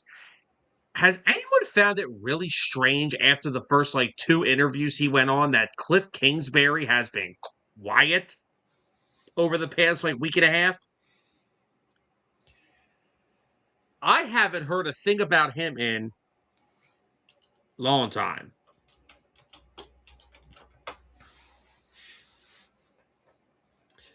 Well, I mean, I don't know. It's like Clint Kubiak. It's like, okay, right now the Seahawks are, if the Seahawks lose this weekend, you don't think by Monday it won't be announced, that Zolt says, "Hey, Sam." Zolt says, "Do you remember Cliff in Arizona?" That's Cliff, the head coach. I'm not hiring him here to be my head coach. I'm hiring him here to be my offensive coordinator. But Kubiak, I think, has Sam. I think Kubiak has one of these jobs.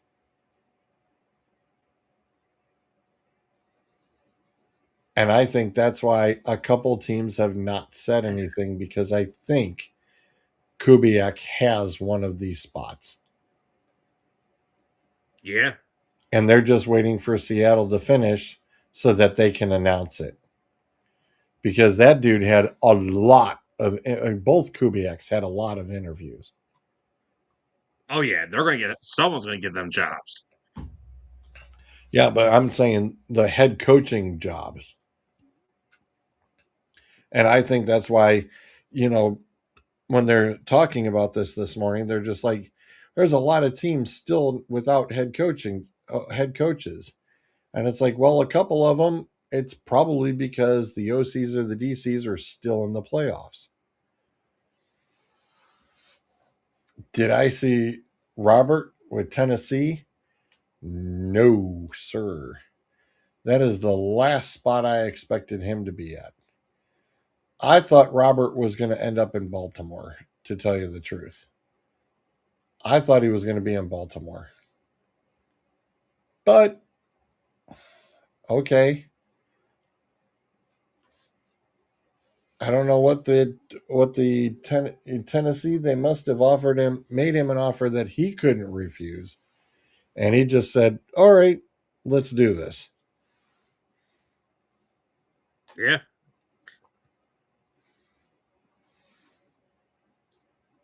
Oh man, broke the internet. Now I gotta listen to all Eagle fans being mad that we didn't get Mike McDaniel. Yeah, I was going to say, says the Bucks and the Eagles both pursued McDaniel as their top OC targets.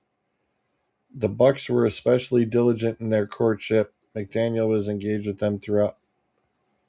Ultimately, the lure of getting back to California and coaching Justin Herbert proved strongest. Can we be realistic about something, given all the stuff we said about the Dolphins? Mike McDaniel was never going to take a job where he had to coach in cold weather. I think that's a realistic opinion to figure it out.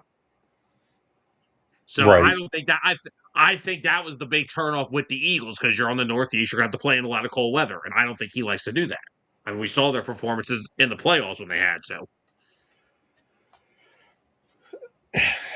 You know, but if the money's right, shoot, man. If the money's right, come on.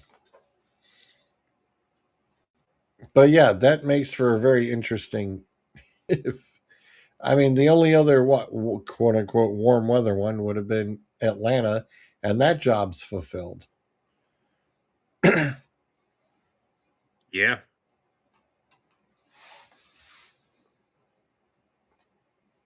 Now, of course, we said that Harbaugh will only see Baltimore if their division, you'll be playing the AFC North, or if they end up playing them in a Super Bowl. That's pretty much about the only way you're going to see them. Pretty much. How funny would it be to see the Harbaugh brothers get back to the Super Bowl? And it's the Chargers and Giants. Oh my God. That would be like the greatest thing ever. I mean, there would be the second time that they would both be coaching in a Super Bowl. They would be the only people to be the only brothers that have been able to do that. What's up, Clint? Sam, no team bonding, no bumps for Miami.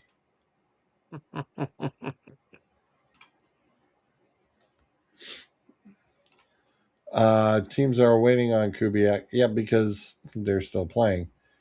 Other guys are waiting on teams. Other teams are waiting on those guys to decide. Just a big game of dominoes. Oh, sorry, Anthony. I'm sorry. I missed this one.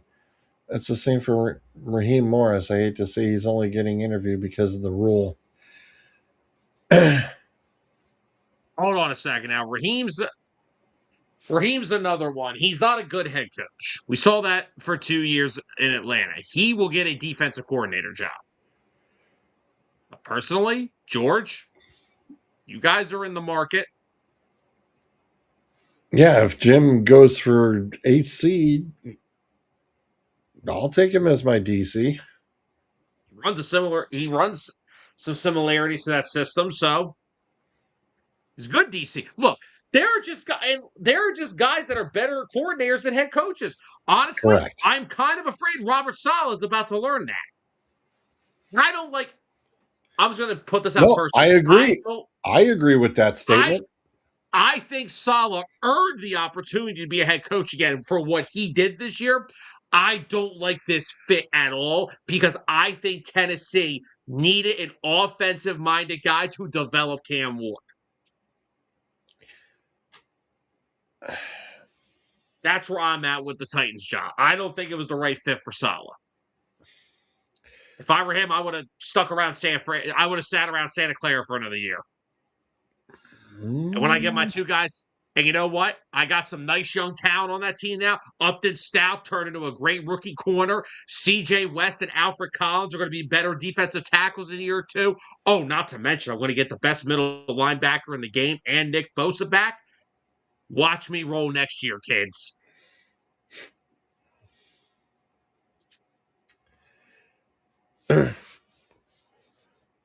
Yeah, I mean, I don't disagree with that.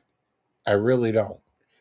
I mean, I was saying it after his second year, and I said, dude, you should have just stayed in San Francisco because the Jets were a mess from the word go. I mean, the Jets are still a freaking mess. But I think the Jets, everybody's like, oh, well, everybody's saying, oh, well, we heard Aaron Glenn is going to get fired and the Jets are going to be looking again. No, I hate to tell those people, no, you were wrong. Sorry about your luck. No, they're not going anywhere because they know that it takes a couple of years for this to get fixed. And you've just got to get the correct people in play to help get that fixed. Now, the Jets, like you said, the Jets have a couple picks this year. So, in the first round. So, I fully expect the Jets to turn around and work on that offensive line. Well, they got a good offensive line. The only thing that they're going to be looking for in the market this year will be a right guard because Vera Tucker's a free agent and he's always hurt. So, but their tackles they've just drafted both their tackles in the last 2 years and they're really good. Titman's a really good interior guy. Simpson's still there. Myers is still there. The only guy they're all actually their offensive line's kind of set because Titman is actually the center, but he had to move to right guard because Vera Tucker tore his bicep and couldn't play. Myers played center, and those five played all the entire year together, and they honestly played well.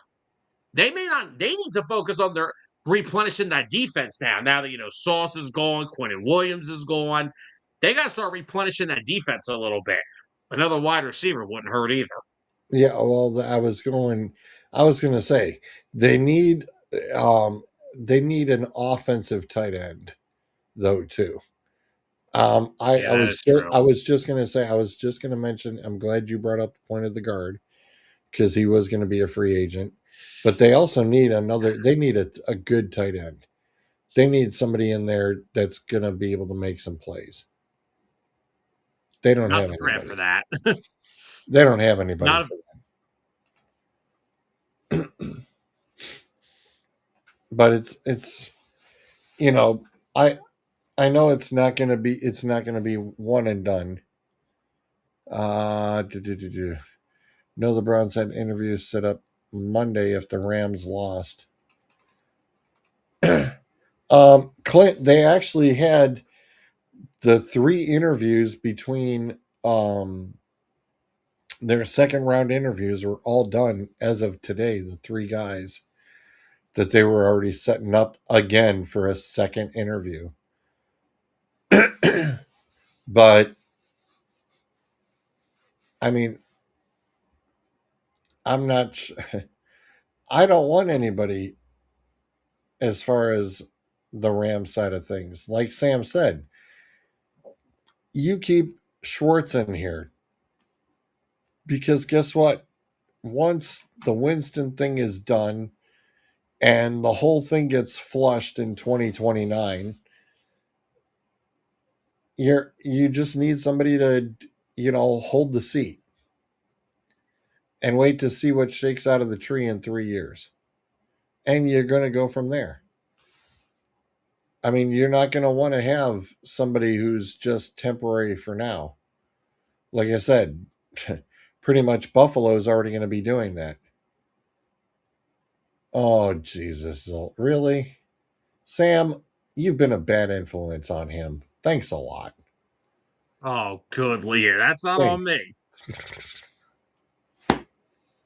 Good gravy. Oh, Zolt, you're killing me, dude. You're killing me.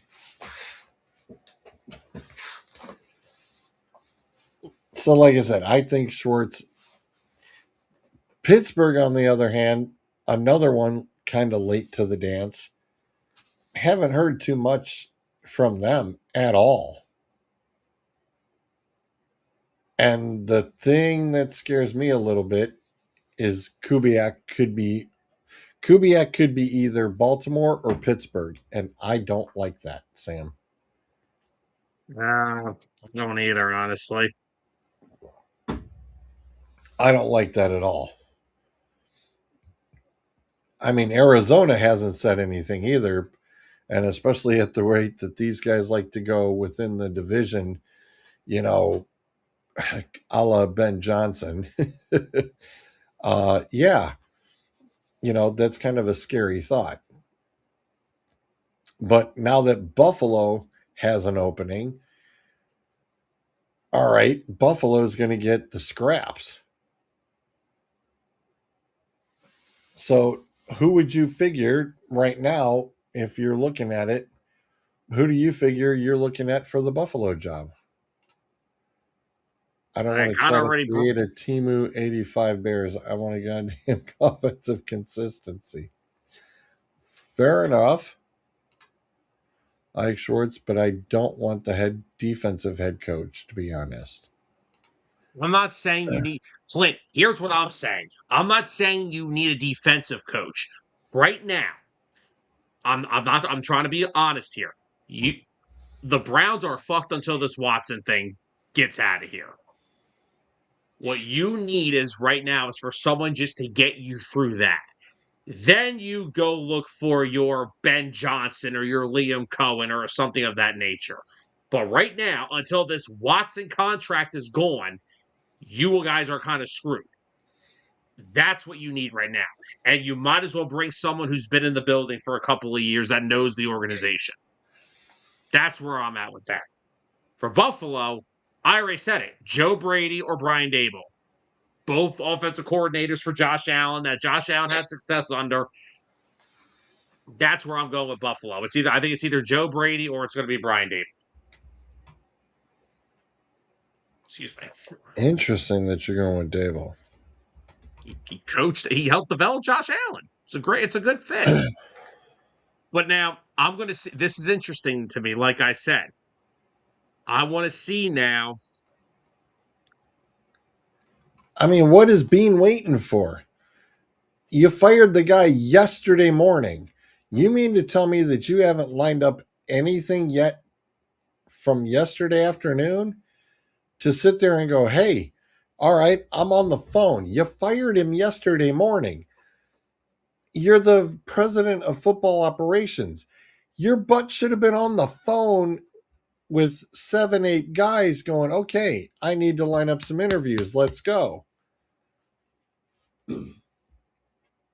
Yeah. I mean, we should have been hearing already today that, hey, guess what? First interview so and so is going to be on Wednesday. Or they're interviewing, 2 guys on Wednesday. Scheduled a third guy on Thursday. It's like, hey, you better get moving, dude. You're late to this dance already. You need to get moving. Yeah.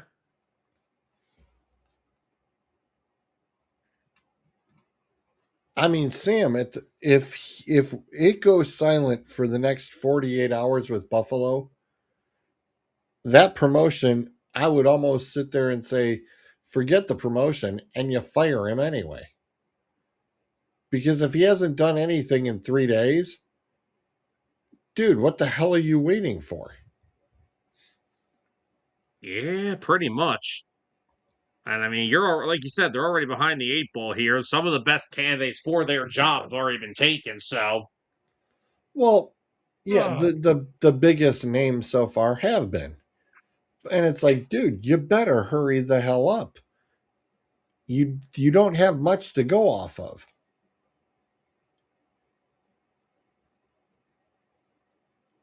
I mean, it's stupid.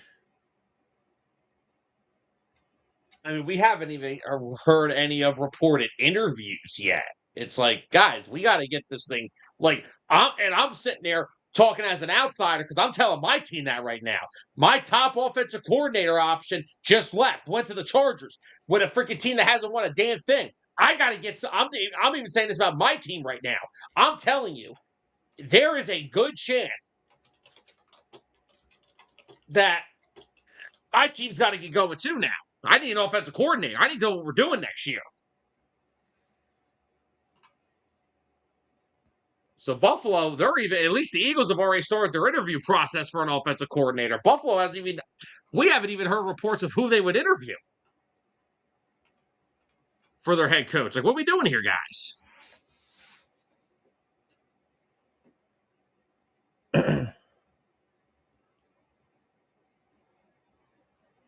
I'm going to mention a couple names. I know that they turn around and they mentioned about somebody mentioned Nate from the Rams earlier. And it's like, yeah, okay. Everybody's been waiting for that one. Probably Clint as well. Kubiak, and then Brian Flores. But I'm going to mention a couple names, and you tell me where you could probably put them. Mike Kafka.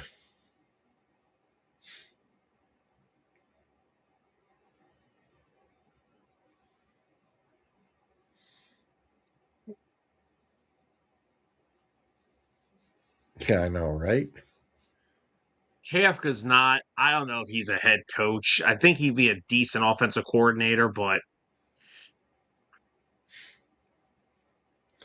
What about Peterson?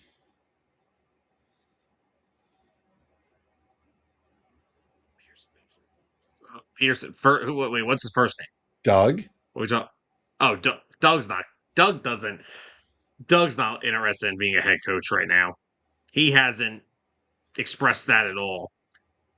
I think he'd be a nice offensive consultant to come in to help a team. Dennis Allen. Dennis Allen. Dennis Allen ain't leaving Chicago right now.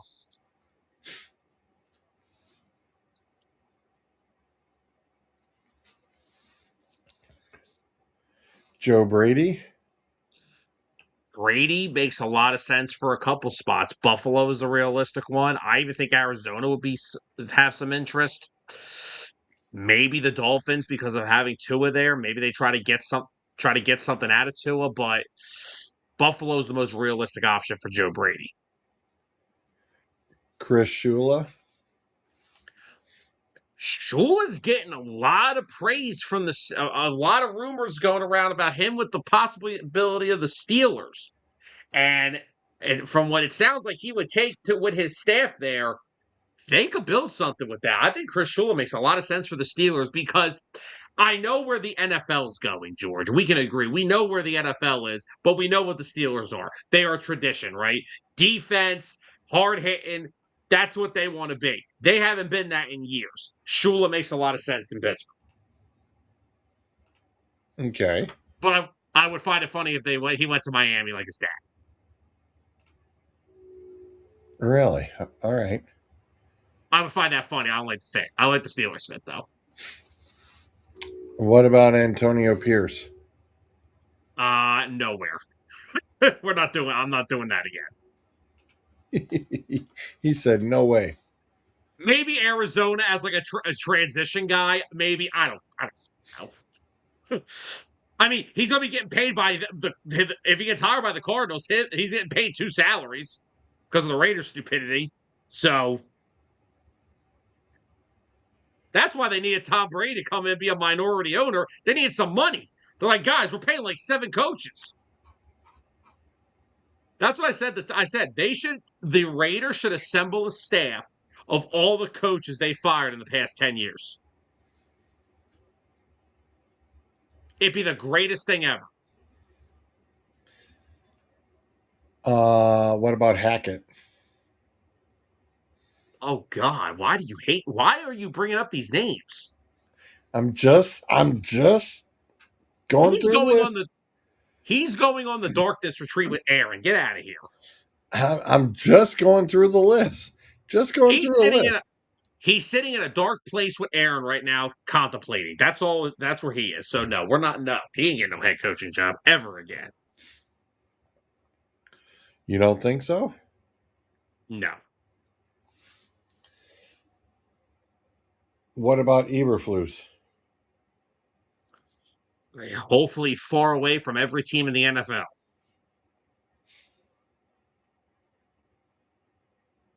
Really? Yes.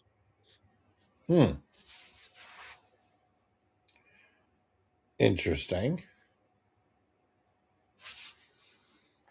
Very interesting. By the way, did you all see Baker's comments about Stefanski? Yes, Clint. We happened to chat about it a little earlier. I said Baker Mayfield is definitely looking forward to revenge against Mr. Stefanski, and I mean, I personally, I would totally use that as motivation to hype my squad up and say, oh, yes, there will be butt whoopings handed out for everybody. And he would make it a personal vendetta to turn around and keep beating Stefanski 2 times a year throughout the whole as long as he's playing in that division. 100%. Yeah. Got any more names for me to throw up at? Is there any more names to throw up at? It's showing that I missed a comment. I don't remember. I don't see where I missed anything.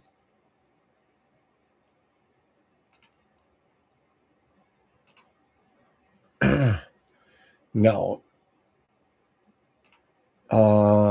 Was Mr. Zolt should be popping in here momentarily.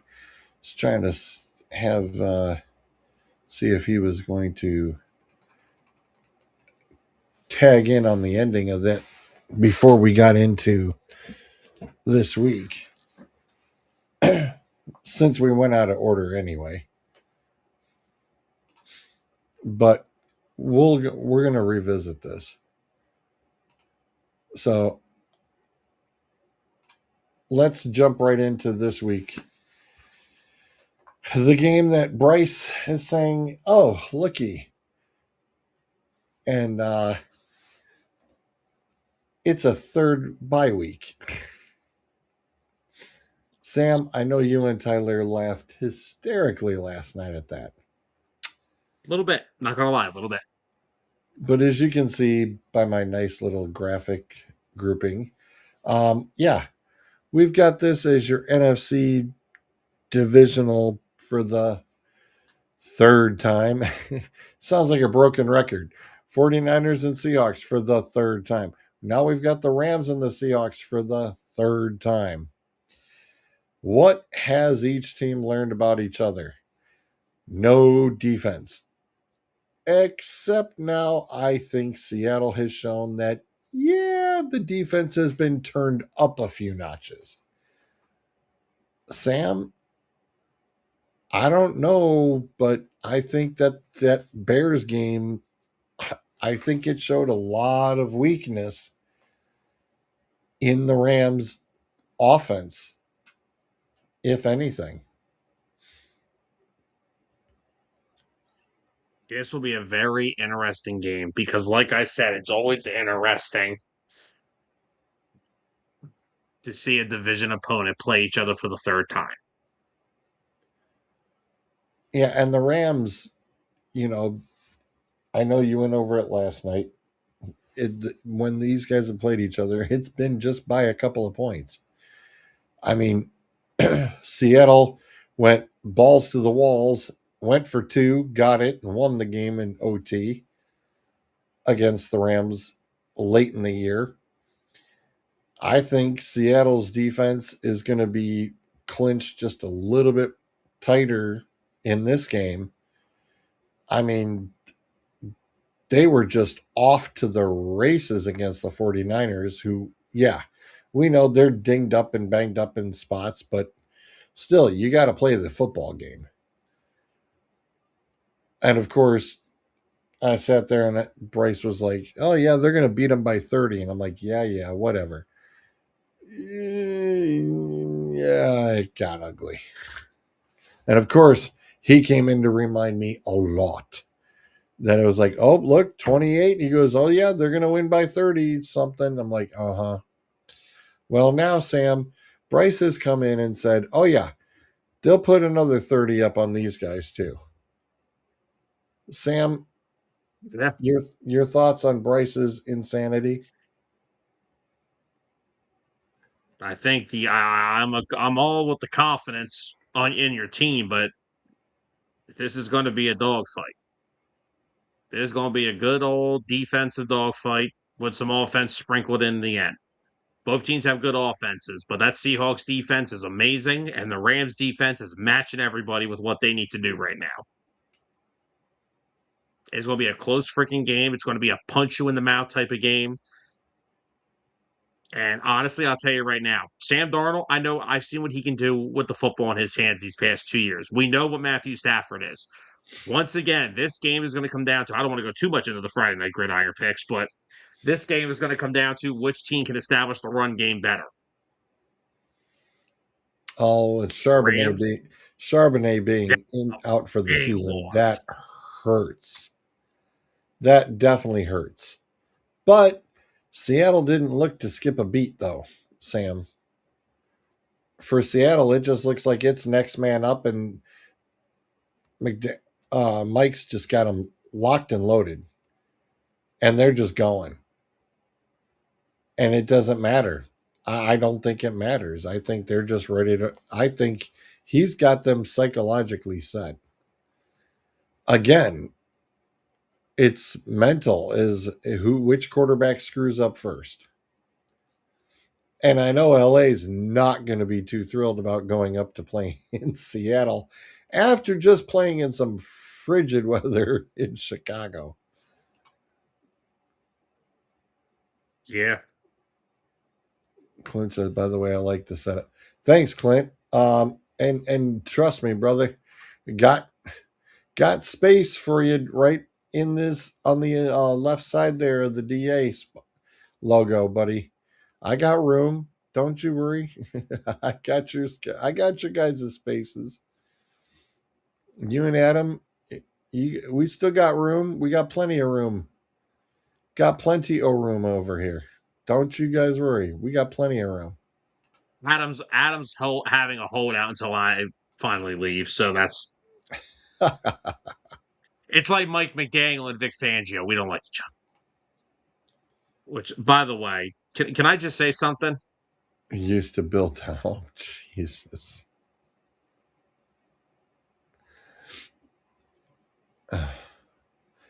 No, actually, the brick background was actually by accident, Clint. It was just pure accident. Not gonna lie to you.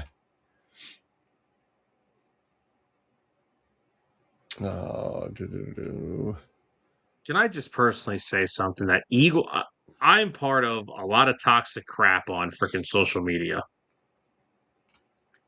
Eagles Twitter may be the dumbest band of people I've ever seen in my entire life.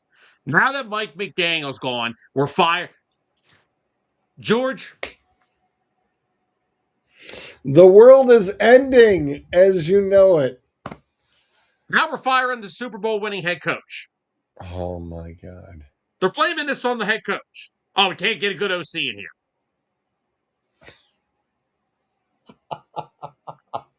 Let me just say this for the record for all the idiots out there. Mike McDaniel hates cold weather. Where do you play? In the Northeast, where it's pretty freaking cold right now. It's like 13 degrees outside. Outside. That's right. You play outdoors. In the north. Also, do you know who Mike McDaniel doesn't get along with? The current defensive coordinator of the Philadelphia Eagles, Vic Fangio. That's a big reason why Fangio and the Dolphins parted ways after one season. Do you want to give up Vic Fangio for Mike McFrickin Daniel? No. It was never a possibility because of that right there. See, the problem is with Eagle fans, they hear a name and they think that, oh my God, shoo it. Mike McDaniel's offense has been ranked in the bottom 10 over the past 2 years with Tyreek Hill and Jalen Waddle.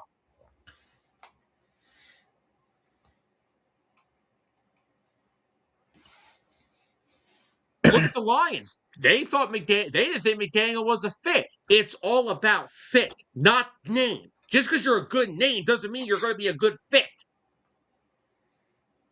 Like, what do people not understand about? I am so happy that Eagles Twitter doesn't run this team because we'd be the worst team in the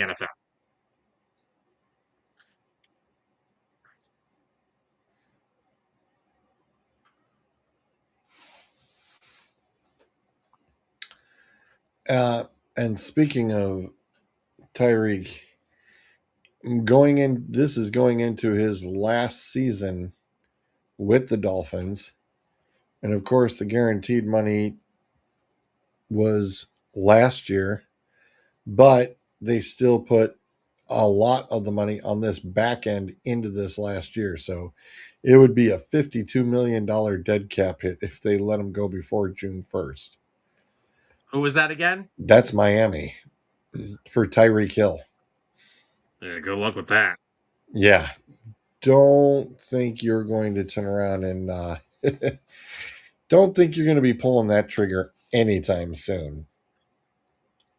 Well, we can agree that Tyreek Hill and Philip Rivers have a lot in common. They're both going to come out of retirement every 5 years for all them damn kids they got.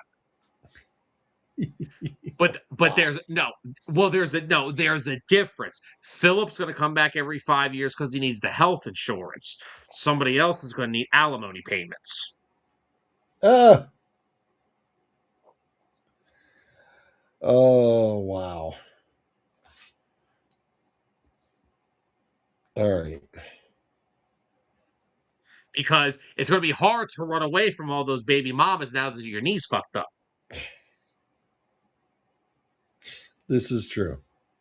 I still can't get over the fact when he was carted off the field, how happy he looked leaving the field. It was you know that there was something wrong there when that was going down. That looked like you when you got to see freaking Yale win back in, what was it, 1894? Moving right along to matchup number 2. The Jarrett Stidham. Patriots That's all I are have to tell you. loving the fact that CJ Stroud just cannot handle playoff pressure. CJ Stroud can't handle any pressure. CJ looked like garbage. And we were watching this, and Sam, I even told you I would be benching CJ from that first half. I would have benched him and put in Davis Mills in that second half because that was going to be the way that Houston would have won that football game. That defense gave the offense so many opportunities, and then CJ just kept giving the game away. New England was not that good defensively. No. They They've just were been taking the not. football away from CJ Stroud. They just happened to get CJ Stroud. If they would have got Josh Allen again, I think it could have been a different story.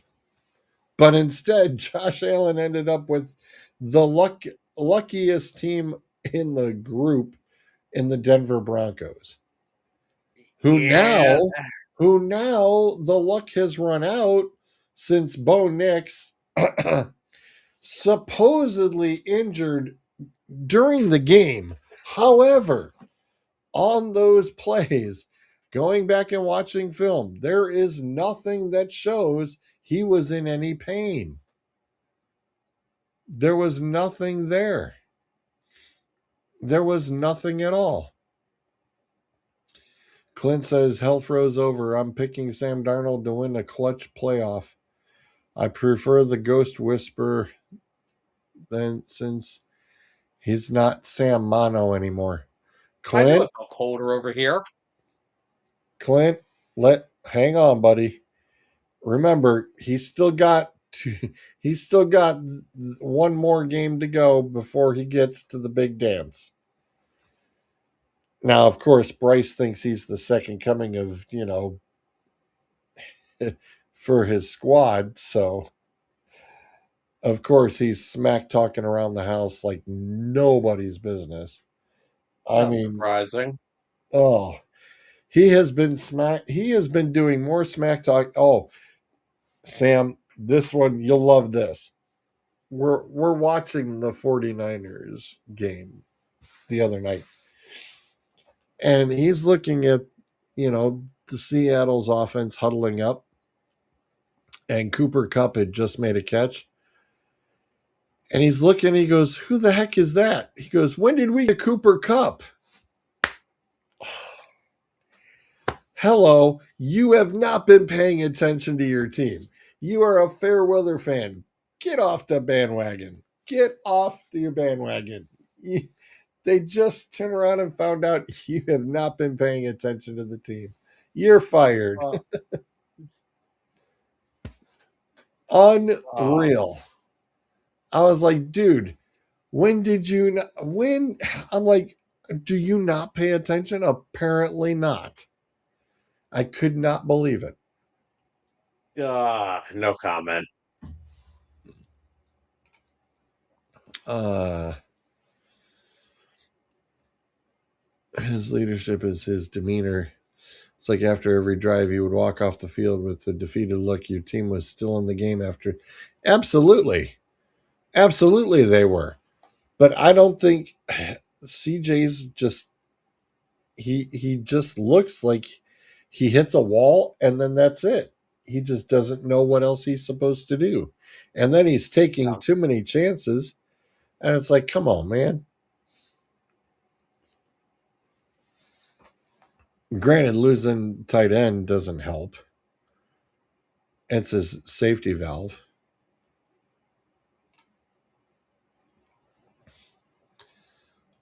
But anyway, getting back to this matchup, I don't know what to think about Denver's offense with Stidham. Let's think. He's 1-3 for his pro career. He has started 4 games.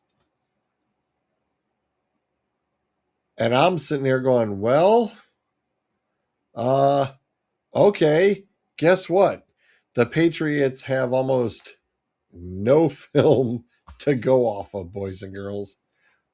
Almost nothing to go off of. And, Nick Foles did say it, man. Patriots against backup quarterbacks in championship games don't always go well. Sam, I'll tell. Yeah, I saw Nick's post as well, and I thought, my God, Nick, that was cold, but that was good. That was a good one. It was good. It was well played. It was well played. But I would like to know, because I believe there is a conspiracy theory behind the Broncos. I think somebody got a little bit too excited in the locker room and pulled a Grammatica, and his ankle went snap, crackle, pop. They showed you the play where it happened, George. No, He he literally wasn't. ran to the He, he ran to the left. He got tackled, and his right leg was bent in an awkward position. It showed it. yeah, but he got up and he was fine. There's this thing called adrenaline, George. Sometimes you don't realize what happened. Not to mention, he only played 2. There was only 2 more snaps in the game. Right, but he had the on-field interview even afterwards, and he wasn't wincing at He's all. standing there. He's not walking. No, but I'm just saying he had to walk over there. George, I don't know. sprained my ankle and didn't freaking start limping till an hour and a half later. It's adrenaline. You just don't freaking realize it. Then you're like, oh, hey, by the way, you broke your freaking ankle. Oh, shit. That sucks.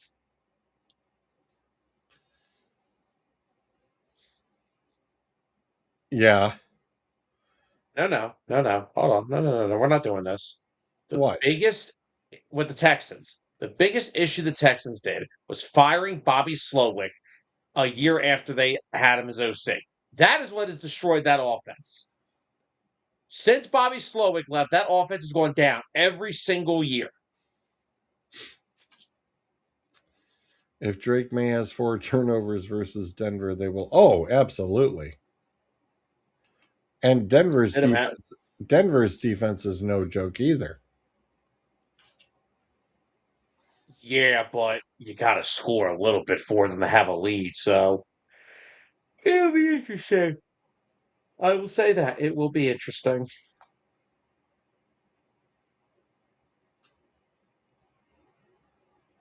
very intrigued by this game. I feel like Stidham could come out and play better than what we are hearing.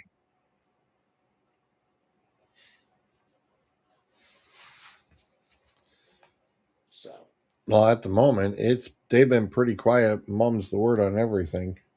So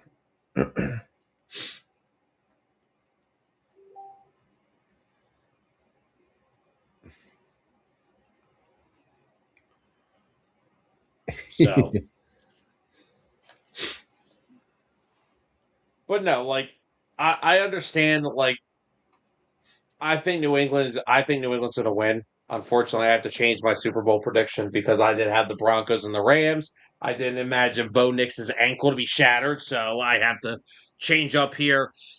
I mean, there is that one competitive advantage though. Like you said, there's not tape on Stidham, so he can come out. He can look like Tom Brady for all we know.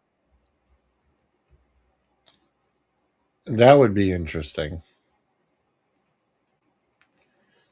Yeah, And then of course then you get yourself into a quarterback controversy in the off season. Stidham leads you to the Super Bowl. Okay. Well, he had no choice. It was 2 games.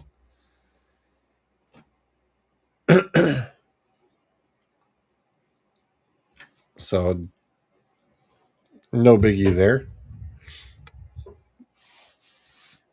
no, Now, of course, New England, basically all they should have to do is run the ball. You've got 2 good running backs who literally, it looked like he could just carve it up and go 6 to 8 yards every single time both guys are touching the ball between Stevenson and Henderson. yeah, because it seems like Stevenson's kind of overtaking the carries in that last game against Houston. I noticed like they're kind of really trying to split them together, but it seems like Stevenson's getting the bulk of the carries over Henderson, which is a surprise. But I gotta say though, since coming back from his toe injury, Ramondre Stevenson has actually played quite well for the Patriots. Henderson he's a home run hitting running back. Hits that first hole, he's off to the races. But Stevenson, he's been playing a lot better since he got healthy and since the fumble issue stopped. I think he had like 5 fumbles in the first 3 games. Hasn't fumbled since. Now, that's probably a jinx, but Yeah, I was going to say, way to go, jinxing him. Somebody said that in the game against on the divisional round the other day. Don't put this on me. Don't you put this on me. I would just like to point out for some people, this is the mistake that we made. And I'm glad Zolt just popped in for it. Here's the mistake that we made. We were all so happy this year. We don't have to listen to the Chiefs, the Swifties, the Kelseys. We don't have to listen to any of it. It's over for the year. God damn it. All we did was we killed the Chiefs dynasty, and all we did was revitalize the damn Patriots. Who let the Patriots back in the AFC Championship game, man? It's all back. And this time I don't hate them. I like them. I like Vrabel. I like Drake May. Damn it.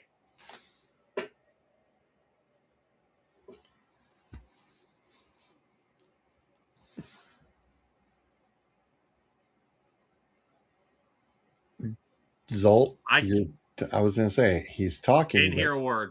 He's talking, but there's nothing coming through my headphones. All right.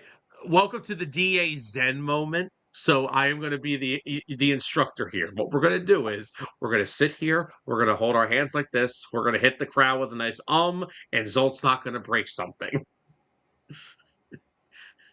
No, Zolt, not the microphone. We don't want to break that. If I have to talk with George by myself for the rest of my life, I'm going to freaking come to Michigan and thank you personally. No, we cannot.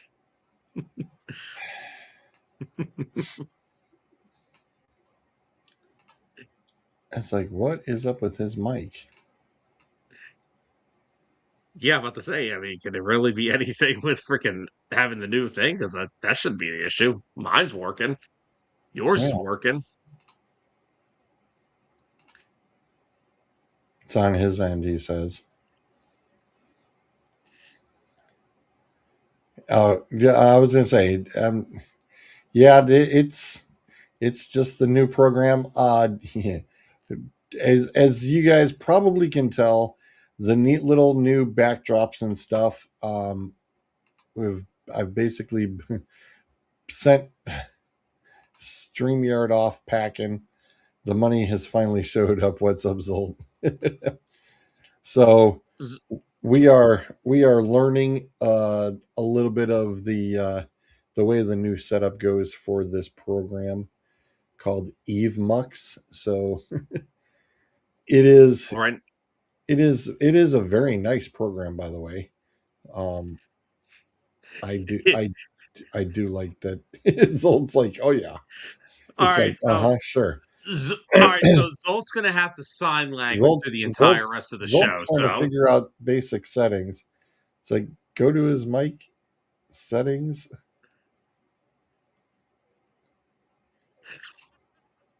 Can he go to his audio settings? Oh, it's his actual microphone.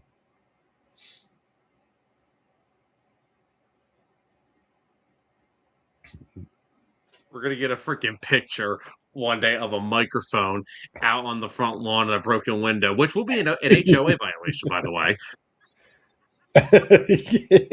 Well, that's okay. He kind of knows somebody on the board. We're in good shape. Nope. Still ain't got Nope. it. So this is what we call. So this is where we call the DA comedy hour, guys. This is what we do now.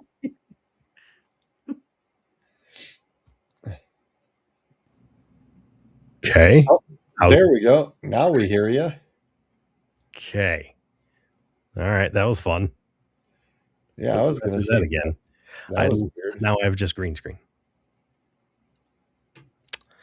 How does your camera? Where did Sergey go? Yeah, it's like, what the hell? It literally even deleted him from my potential backgrounds. What? What? What is happening? Oh my god! This is great. Sir, you made me download malware. What did you do? No. There he is. I would have laughed if his mic cut out again. Oh, Jesus. Oh my god. Oh. It's either the audio or the backdrop. Which one do you want? Look, if the mic had cut out again, you still would have heard what would have transpired after that. Yep. It would have been a whisper in the wind. Oh, Except not a whisper. Boy. Oh boy. Yeah, I should have turned around and actually said, hey, I'll send you the link so you can kind of get in and see what you had to dabble with and play around with. So yeah, I honestly tonight I did not have the time, obviously. Right. But that's okay. You still made it in. I got here. I already used my best material in the chat. So, if you're expecting like great things, I don't know what to tell you. That's like expecting Jared Stidham to look like Peyton Manning. Right. I don't even have the picture. Yeah. Of course, it's always my fault. Yeah. Well, I mean, the IT guy, you have great help there. That decides to switch the streaming service like 2 days before the show. Hey, here, guys. Now, I will say, I will defend if I have the opportunity to save $19 a month, I would. I understand. 2023. Oh, I'm sorry. Yeah, yeah. It's about 23.75. Yeah. Guess what? That's Bryce's freaking milkshakes and a couple milkshakes and his burger after his basketball games, man. Oh, yeah. That's a week's worth right there. Got to make sure I can save up that money. Fair enough. But we're just getting into the championship games on the weekend there, Zolt. Oh. Okay. They were entertaining. No. This upcoming. Oh, the upcoming. Oh, The the upcoming. upcoming ones. Yes. They might be entertaining. I'm not terribly sure. It's gonna be hard to tell. Well, this one in particular is kind of the scary one. Pats Denver. Oh God, that this is my fault because I said they were my Super Bowl pick. Mm-hmm. This is 100% my fault. Yeah, I know, Sam. You agreed, but we both did this. we killed the poor guy. All this just to keep Christian McCaffrey healthy for a season. God damn. Now we're Jeez. sacrificing players on the other team. I mean, hey. Go ahead, Phil, go ahead. It still could be a decent game. It still could. I mean, Denver, in theory, could give Drake May fits. Mm-hmm. And keep it tight, keep it close. The problem is, I mean, New England has kind of figured out how to use all their weapons now at once. Like they even got Ramondre going again. They got, they've got it figured out. So they might be unstoppable. Hard to tell. Not to mention, they have been able to utilize all their weapons and get Diggs to behave. That is impressive in its own right.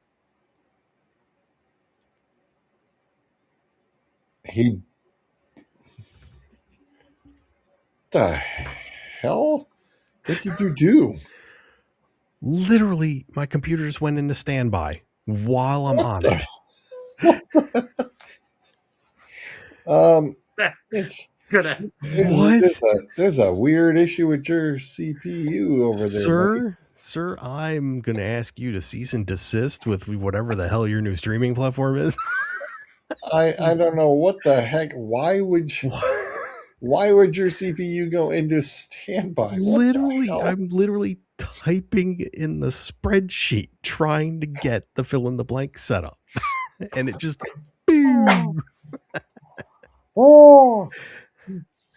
Oh, wow. What is happening?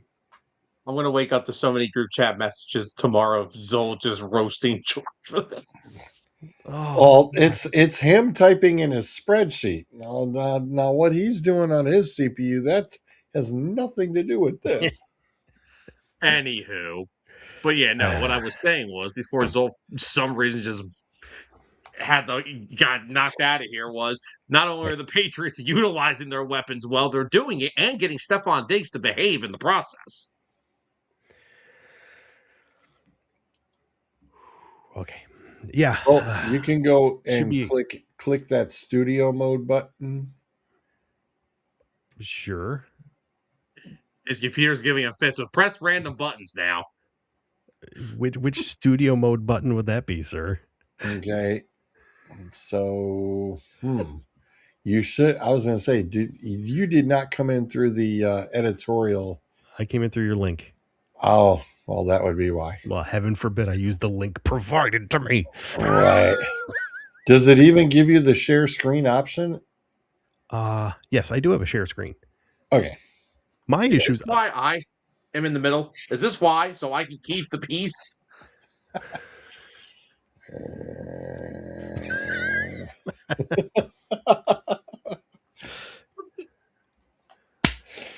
Oh, this is going to be great. Hang on, let me see if this works. Does this work? No, I can't even show.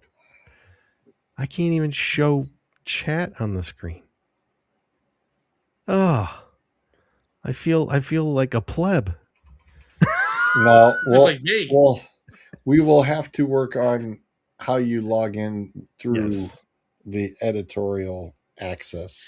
You know, maybe like a week in advance notice of saying, hey, let's do some test runs before we try this. Nah, just 2 days. Let's go. We have to figure it all out on the fly. Oh, my God.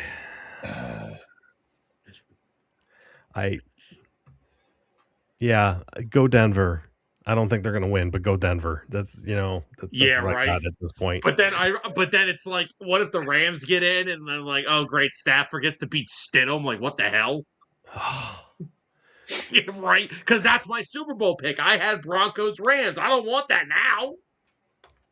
Bryce said Seahawks and Patriots because he said that the Seahawks owe the Patriots for the Russell Tell Wilson Bryce thing. I hope it ends the same way it did a decade ago.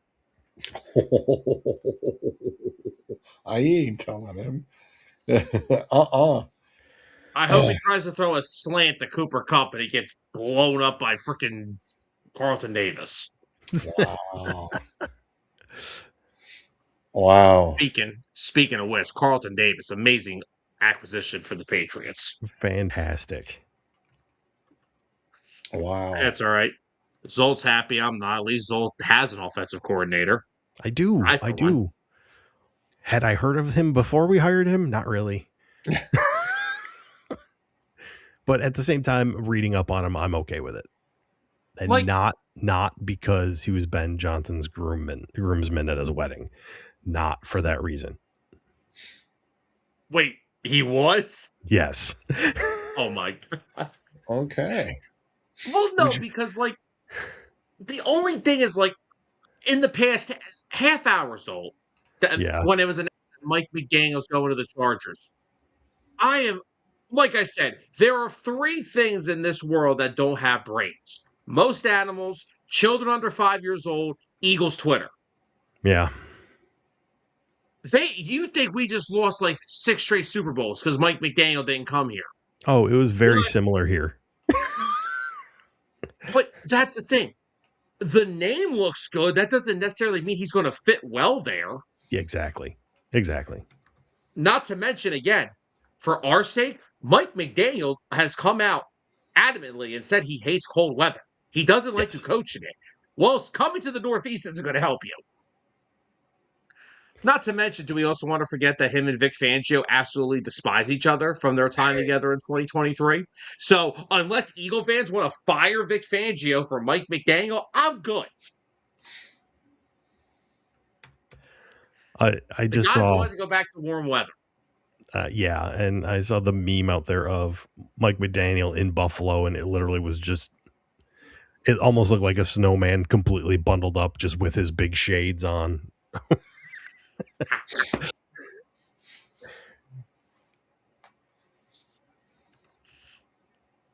Good Lord, you think the freaking world just ended because one guy gets another job. Whoopee.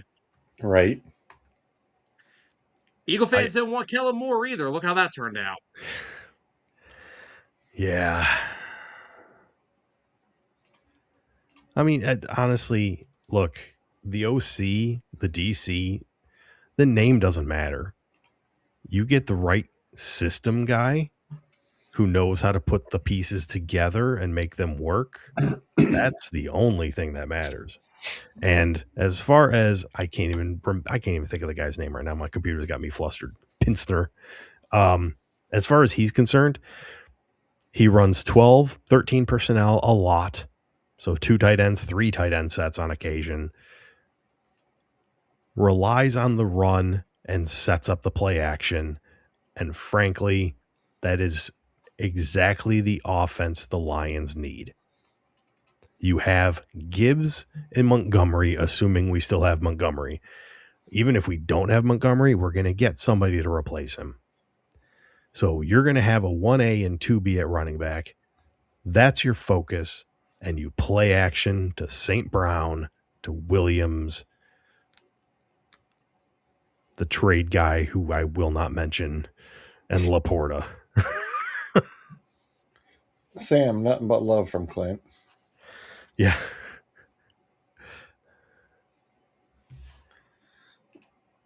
So Clint also says he hopes Sam Darnold throws a game-winning pick 6, and then he'll troll him.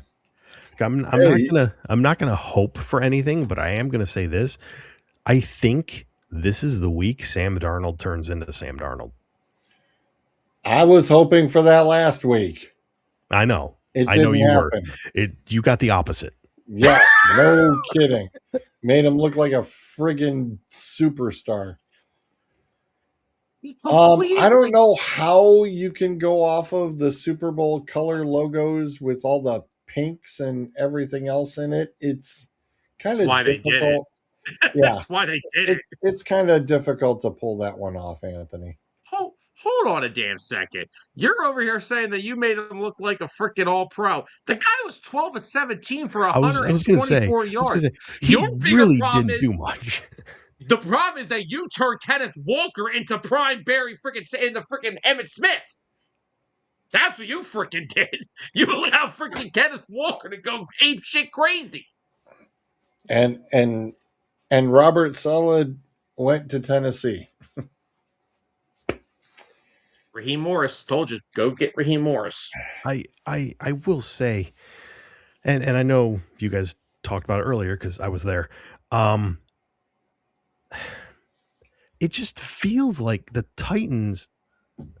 My God, that's like it's half a step up from the Jets, maybe. Like you just left this circus. Yep. I mean, I get it. It's a head coaching gig, and maybe yes, they have $100 million in cap space. You can do a lot of things, but there's a lot of work to be done. Yeah, and like I even said I don't like the fit from the Tennessee point of view. I think you needed somebody offensively to come in and help develop Cam Ward. Saleh's not going to do that. Yeah, this is one of those situations where the OC is gonna matter. Like you need like a Cliff Kingsbury in here. Like Mike McDaniel. Well, it's a bit late for that. Yeah, a little bit. I was going to say, yeah, I'm glad you brought that up. I just mentioned that to George. Is it crazy that since the Ravens interview, Kingsbury has just been, shh, you haven't heard a thing about him? Yeah. I mean, I think he wants a head coaching gig. And like I said last week, I think the only team that's willing to do that is the one that already fired you. I don't think that's going to happen. So I think he just needs to realize once these positions fill up that OC is perfect for him. Yeah, I know what you're saying. I need someone to fix my damn passing. I guess I'm sitting here, right, and I keep hearing McDaniel. Oh, he's got that great zone run scheme.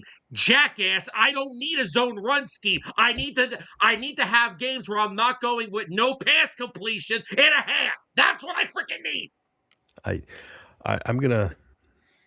We're still talking head coaching. I just want to throw something out there real quick because I know in chat I said Daboll to Buffalo. That's everything we've been.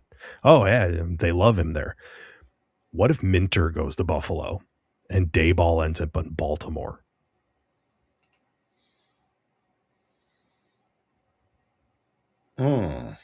How's that? How's that for a head coach for Josh Allen and figuring things out there? Minter's done a great job with that Chargers defense, so that'd be a great. And Buffalo's defense is atrocious. They're fucking awful. Yes, I don't know why that just kind of popped in my head. I'm surprised. I know I'm bouncing all over the place. I'm surprised McDaniel didn't go with Tampa Bay.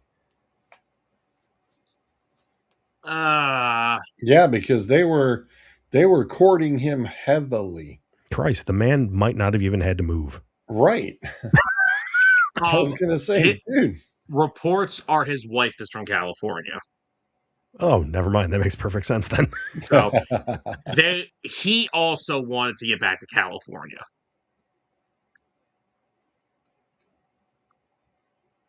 Totally he was probably scared. Even if he went to Tampa, he still may run into Tyreek Hill somewhere on the street with his 8 kids. He's like, oh, Jesus Christ, I can't get away from this shit. I'm not sure he can outrun Hill on his crutches. Did you hear my joke about that earlier? No. So I said about, Phillip Rivers and Tyreek Hill both may come out of retirement every 5 years when they're both officially retired to return for 2 different reasons. Phillip Rivers will come back because he needs to keep the health insurance going. Tyreek's just going to need a shit ton of alimony payments, so he's going to come back every 5 years too. Yeah. We're getting canceled. That's why stop now? Right.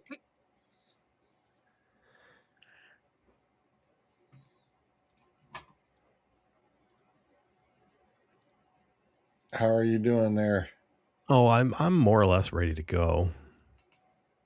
Okay. Okay. Now, Nice now's the fill in the fun part. blank is every stream service George will try out at the end of the year. Okay, hang on. Just let me work on this. Oh no, I'm just prepping it for you so that once you go to choose the window. Skip Peter's going to conk out on him again. It's there. Oh, hang on. Hang Yeah, I was gonna say I hang can't on. move anything up. Yep, hang tight. I got you.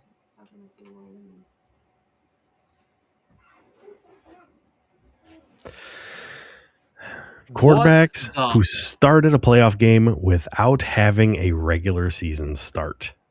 I've given you the team they played for and their stats. What the hell is that Buffalo one? Now, hang on. Oh. Before we go crazy, this is Too late. this is combined starts. So if they played in more than one playoff game. Oh my God. Now, I was going to say. Yeah, I was going to say somebody for Buffalo has played in a couple. Oh, I know who that is. Hang on. Okay. Let me bring it back up. I'll wait. Shut up, old head. It was before your time, Sam. Don't worry. No shit. You would know. I already know who the Buffalo one is. You were out here watching Yale win national championships. Oh, shut up. Anywho. Stretch this out a little bit. Okay, go ahead, George. Who's Buffalo? Frank Reich. It is indeed Frank Reich. And that is multiple games, obviously. Yeah. Led them right on into the Super Bowl. Yes. That was 41. Which they should have won. That was a win in 41-38 and a win against Pittsburgh 24-3. Yep. Now, I have various things I can give you as hints, all depending on what we want to go with. I can give you the year. I can give you who they played, whether they won or lost, the score. Okay. So however you want to, or if you just want to shoot, shoot blindly, that's okay too.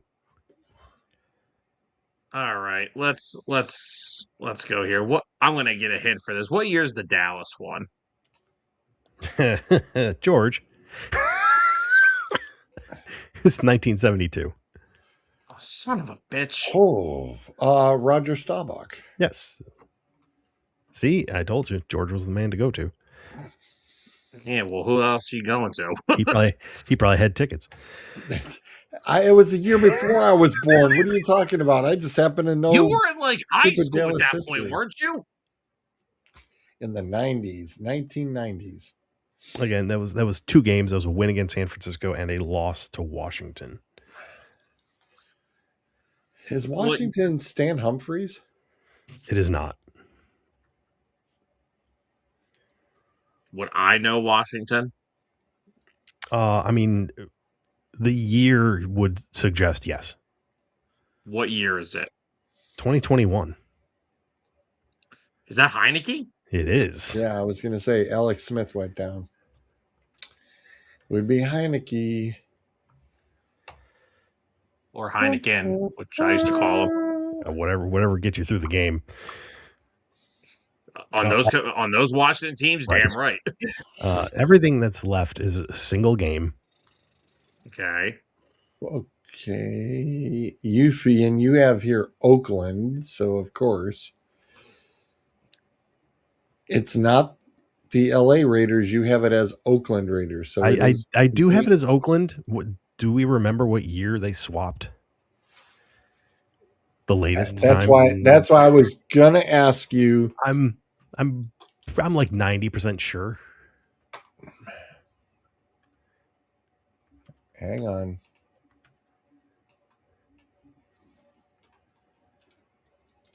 Oh yeah. It's Oakland. It is. Yes. The first time or the second time? I'm sir. It is fairly What recent. year? Okay, how about this? I'll give you this. What year was it? They're in order of most recent to oldest. Okay. Okay. So it's fairly recent. Sam's been alive. Okay. All right. Well, that works then. I'm gonna take I know it's Oakland, but I'm gonna take a shot. Is it Aiden O'Connell? It is not Aiden O'Connell. That's a good guess, though. Is it Campbell? Nope. Damn. It's not. No, it's not. Can't be Derek Carr. This is without a regular season start. Right. Is Detroit Ty Detmer? No. It's before Ty Detmer. Before Detmer. What year is Detroit? 1983. Oh Jesus! Good luck, George. Shit. I wasn't in Detroit at the time, nor was I even probably paying attention. Nor was he not watching Yale play football. I will say he went on to become color commentator, I believe, on the radio, and I believe still is for the Detroit Lions. Yeah, George, good luck with that. What's the damn year with the Raiders won? I don't freaking serious thinking. Raiders is 2017.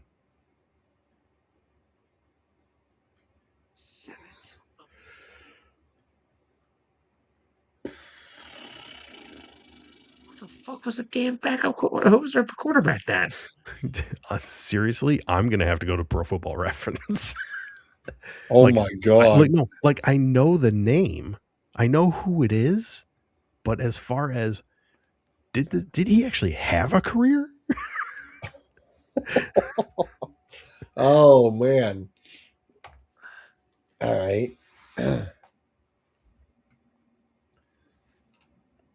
Fuck it, I'll come back to them. Yeah, no worries. Just said, no. We'll be here. What year am I looking at for Minnesota? Minnesota is 2013.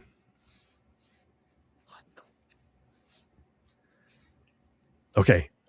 Straight up for Oakland, only game he was ever in. Oh my god! I give up. I'm not good at that shit, so I give up.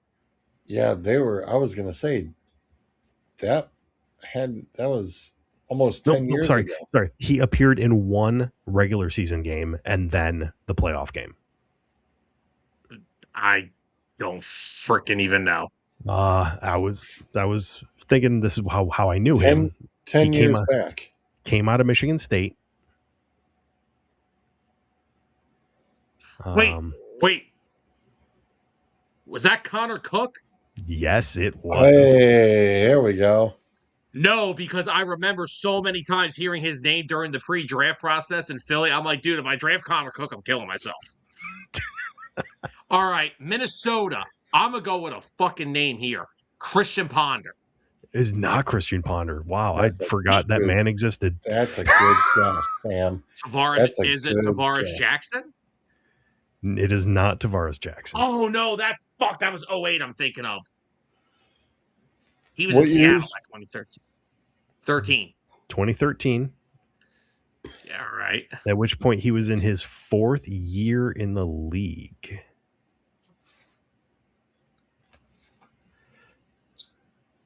Fourth year. It was after Culpepper, right? Way after Culpepper. Teddy Bridgewater? It's not Bridgewater. No.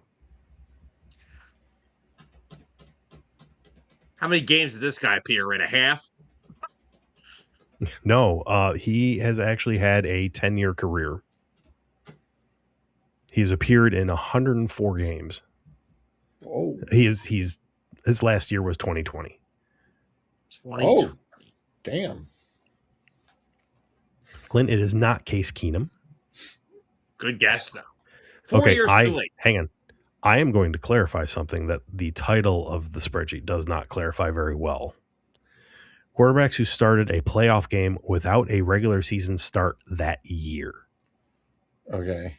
Because he had a few starts prior to that year. 3.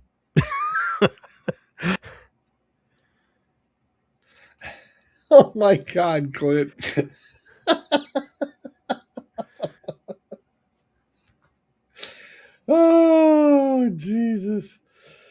Oh, We need Jesus is what we need. oh, Clint, you need to get back on, brother. You got to get back Can I? on. What Oh, we college got to did he get go you to, back on. Zolt? He went to Alabama, Birmingham. What? Well, that's not going to help. Shit. Minnesota took What him in the NIL funded school is this? UAB. Minnesota drafted him? Minnesota drafted him in the 6th round of the 2010 draft.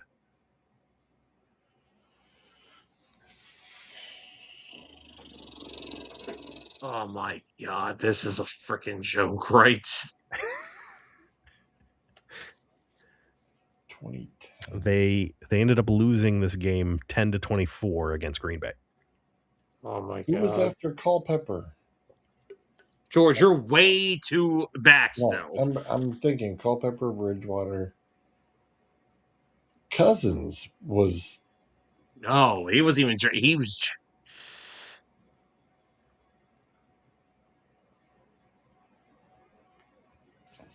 Oh my God, this is so freaking bad. It's before Cousins then. Who the hell was there before Cousins? Wait. Go ahead. How many games did he start in his career? In his Did you say? career? Hold on. I have to go up here. Up, come on. Okay, regular season starts. Total, he had 4 over his 10-year career, and then 1 start in the playoffs. I know. Oh my God, wait. Vikings drafted him. Yep. Does it say who his starts came against? If not, then I'm not gonna. It does not. Wait. 2013. Vikings, hold on. The game he started was 2013. I don't have the. It's okay. It's listed as 2013. I don't have the actual date of the game. But that's the year the game he started came into play, right? It was correct. 2013. It was. I can tell you it was the 2012 season. That's fine. I said that was the game. Yes. So, but it. All right, but he started right here. What year was he drafted again? 2010. Joe Webb. Wow. No, the only reason I know that because the week after we beat the Giants at Miracle of the Meadowlands with the Deshaun Jackson shit, that son of a bitch walked into Philly and kicked our asses. Thank you, Sean McDermott.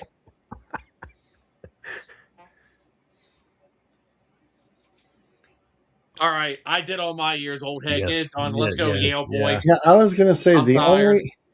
this is like the only thing I even remember out of this is when the Browns had Gary Danielson. So wait, Zolt, real quickly. The Joe Webb one, is that one game? Yes. Jesus Christ. Yes. Okay.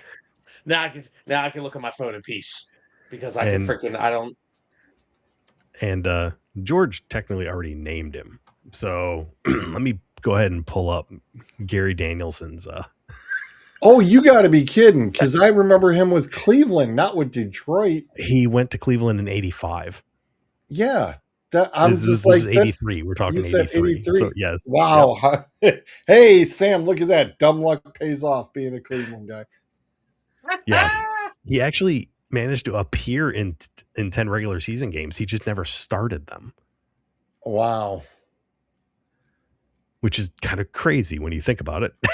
Yeah, I was going to say, because he did pretty solid with us in Cleveland. Yeah. Oh, that's funny. That is hilarious. Didn't even know he played for Detroit. That's hilarious. Yeah, actually, that was wow. First 7 years of his career were in Detroit. God. And then he went and played for you guys for 3. Wow. That's hilarious. Yeah, that's the only dude I could remember out of between him and then Roger and Joe and once again, you guys proved to be just better than I give you guys credit for when I come up with these lists. And some dumb luck in the process too. I mean, it's part of it. Yeah. I pulled up Joe Webb's transaction list. Just it was like 26 things on there for the number of times he was signed, waived, signed, waived, signed, waived. There's a reason for that. Yes.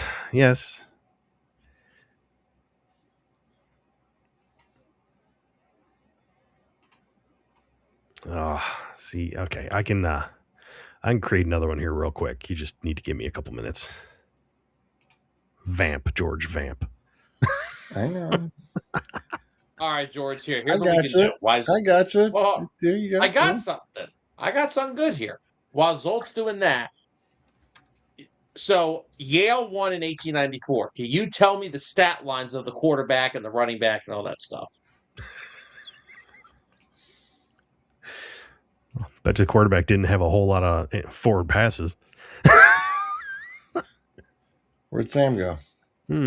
Weird how that happens. Where'd he go?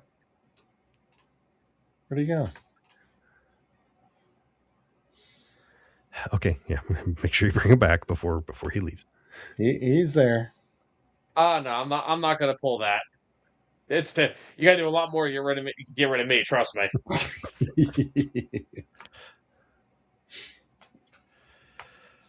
Now somebody yelled out the other room, Sam, food, I'm out of here. Right. Donuts. Where? Pizza, the computer. I'm just turning the computer off. If I hear pizza, I'm out of here. Where did he go? So, gentlemen, while we're on this, well, here's a good one for both of you. What's the temperature been like in your areas today? Shut up! What the hell up? That's what the temperature's been. Wow, that bad, huh? I think we got down to -1 today in Jersey. We didn't get there Friday though. Oh no, we got we were -9 this morning. Woo! Yeah. I'll set myself on fire if I have to go outside in that weather. The dog, she was within a 15-minute period, she decided, okay, hurry up, run to the far part of the backyard, drop the deuces, ran back in real quick. 5 minutes later, comes back over, opens up the office door again and looks at me and's like, I got to go back out again. And I'm going, what the hell? So I let her back out again. She goes right around the corner and does her business and then comes right back. And then 5 minutes later, comes back in and I went, there's no way. What else do you have left? And she goes back out and drops it again. I was like, what the hell? She knew she wasn't stupid. It was too damn cold. It's like she took about her 30 seconds and then hauled ass back inside. Shit, I would. All right, George, I'm ready. Okie dokie.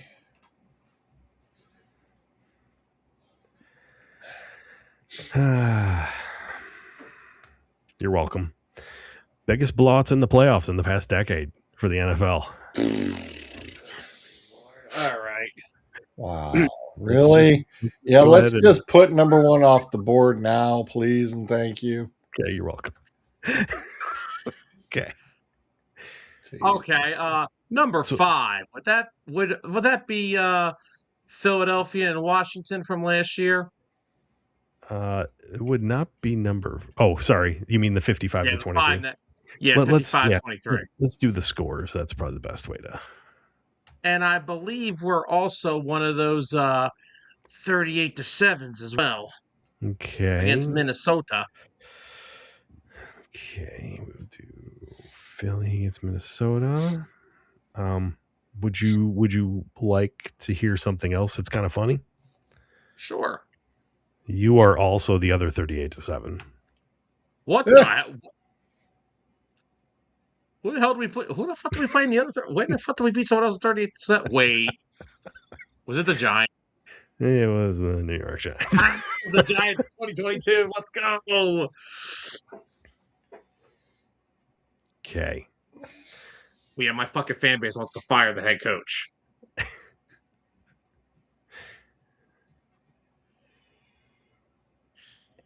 Okay. So I can give year, I could give the round of the playoff that it was. I give conference. However you wanna, whatever you want to do.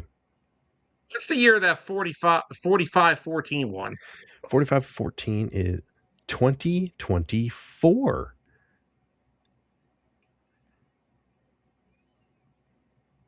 So it was last year.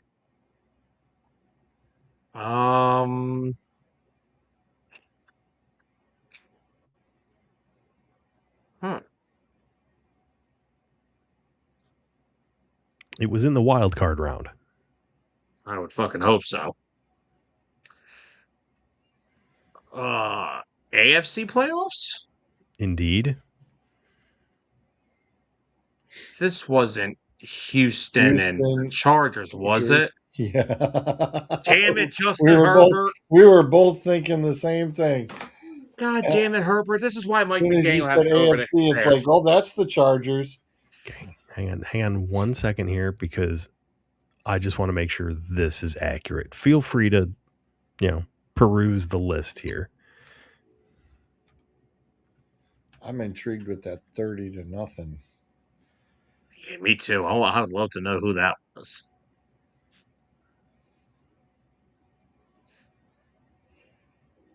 Because that is a true butt whooping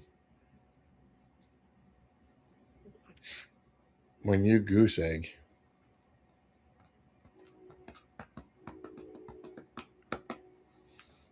Okay. Yeah, something's not right there.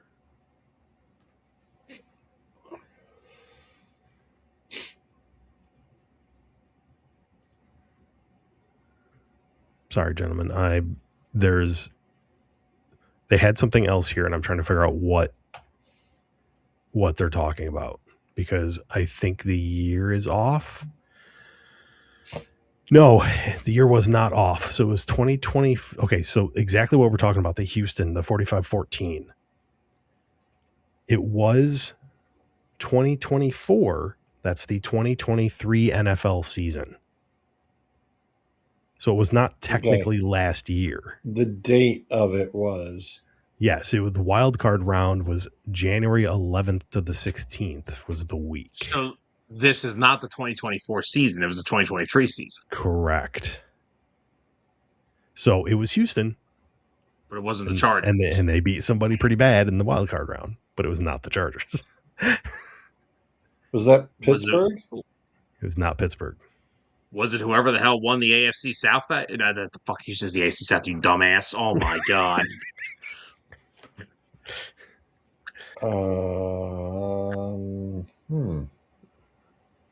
George, you had the right division. Was it the Raiders? Oh, Cleveland. Hello. There's the Browns. You expect me to think the Browns were a playoff team? Come on now. Yes, they were. I had to remember it was 2023. It's like, yeah, it was Cleveland. Stefanski with a second Coach of the Year award. And got blown up. Okay, now before we look at the chat, which is on this side, and I said that, so do you want me to? How are we handling chat on this one? Fill in the blank. Nice job, Clint. Clint nailed it. The 49-15 was Carolina, Arizona, Cam Newton, just trucking. Those Cardinal teams were so good too, and they just got their asses kicked every time they got into the deeper part of the playoffs. Can we get a year on that 30-0? 30-0. 2016. Okay.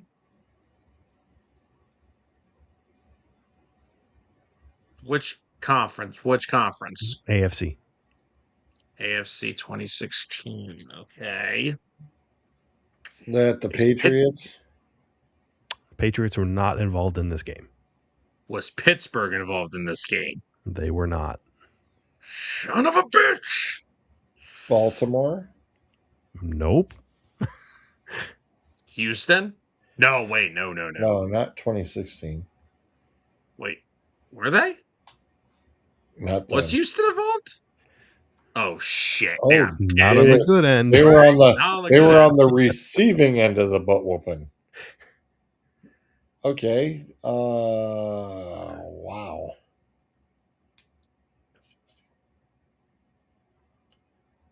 I don't think who the fuck was good in 2016. Jacksonville? No, sir. That's so 2014. Not even. Oh,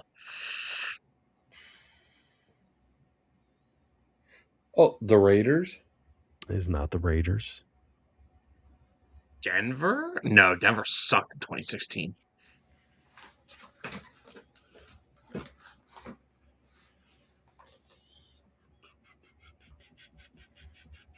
Was that the charge? Were the Chargers on this? No.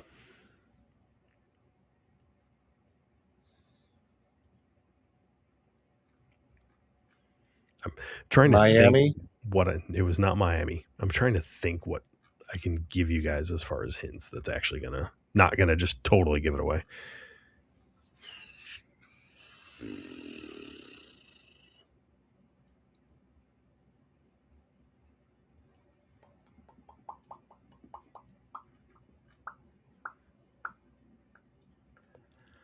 Wasn't Pittsburgh. It wasn't New England. It wasn't Baltimore.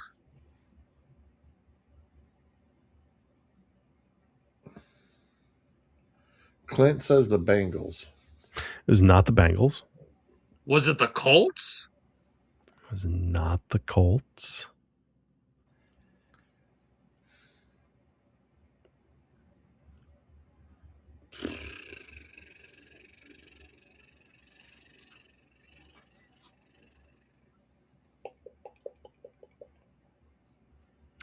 Assuming I have the right season here, because it makes me question everything. The record was 11-5. So Tennessee. mid-level. Tennessee? It was not Tennessee. All right, so the South is completely eliminated. Well, yeah, I was just saying. They after they whooped Houston in the wild card, they lost to the Patriots in the divisional round. Burrow was drafted in 2020. That was way. Lost to the Patriots in the divisional round. Not Baltimore.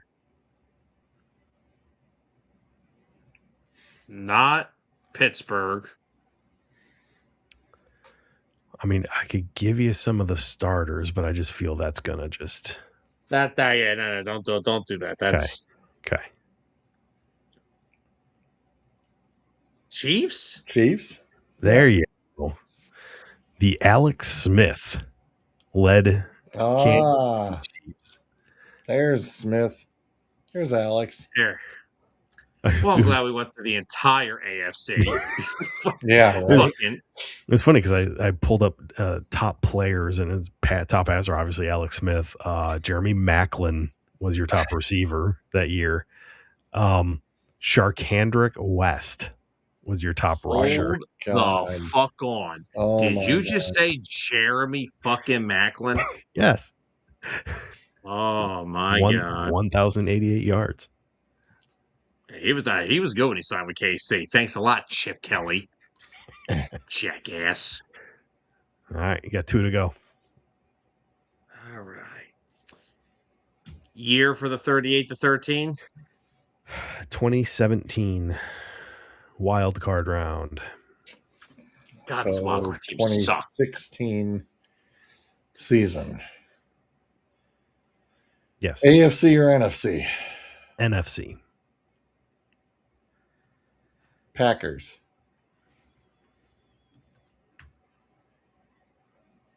Who they beat up on? Dallas? No. Giants. All righty. Well, that All went quick. right. Well, I know it wasn't Philly. We weren't in the playoffs in 2016. That was Wentz's rookie year. It was the next year we got in. Okay. 47-17, 2022 wild card round. Is this the Packers? This is 2021. It's not the Packers. This is 2021 What the- season. So AFC or NFC? This is AFC. This is AFC. Chiefs? Chiefs are not involved. Bills. And it was It wasn't Pittsburgh. Denver. Okay. I heard Denver. It's not Denver. George, what'd you say? Pittsburgh. It's not Pittsburgh. You keep wishing Pittsburgh got a vote. Yes, They're not on this list. Yes, I do. Damn it. They haven't won a playoff game since 2017. Damn it! Right, I know. That's why I said the ass whooping would happen.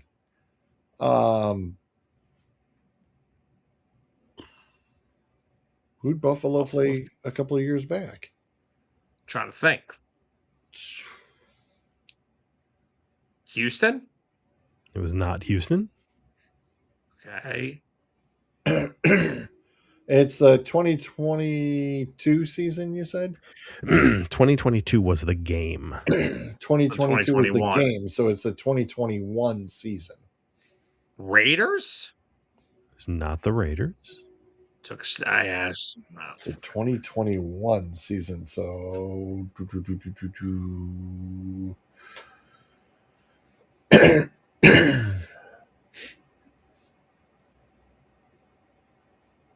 it wasn't Cincy. Angle? Yeah, no, I was just saying. It wasn't you said Cincy. my bad. Clint says Patriots. Yeah, it was Bills Patriots. Yeah, it was Mac Jones throwing to is that Jacoby Myers? Yep, Jacoby Myers and Damian Harris. Oh boy. All right, not too shabby.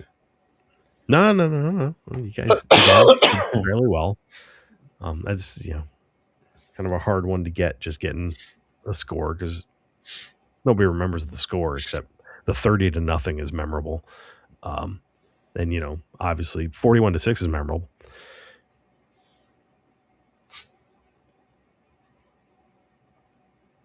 And I mean 55-23 and 38-7 are memorable when you win the Super Bowl in the same time year. Yeah, the fact that you nailed 38-7 twice.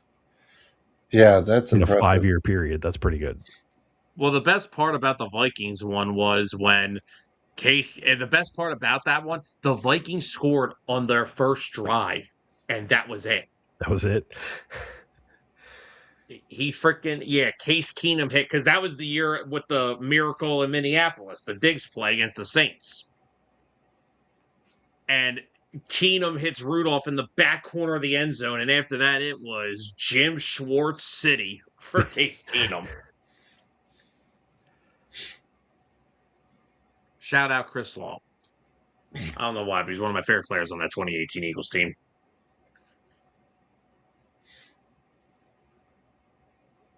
Yeah, I got nothing on here because I'm a Detroiter, so I'm not on the playoff list. Your guys' time's come. Don't worry. Oh, sure. I'm getting it. I was kind of surprised that the Washington Detroit scores weren't on that list. Yeah. No, it wasn't. It's close. I mean, Georgia guys are on there too, just on the wrong side.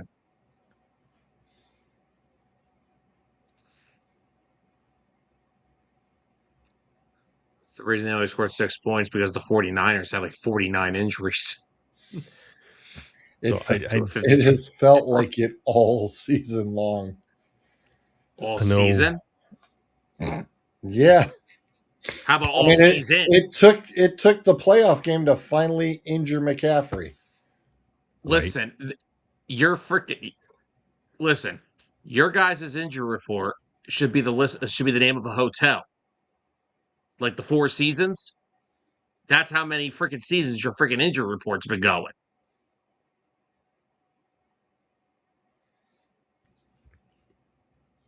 Now we're out here sacrificing other NFL players. McCaffrey, your season's over. Or sacrifice is out today. It's going to start going to other sports. Oh God. Speaking of which, segue. I know we're winding down, but I just want to touch for a second on. So we're going to enjoy this baseball season or not? No. And put the fucking trophy in LA. And we're just basically canceling. Do we got 2 more seasons before we cancel it, or is it after this coming season that we're just canceling? After this, we're canceling. They're going in the board meetings and going to hell.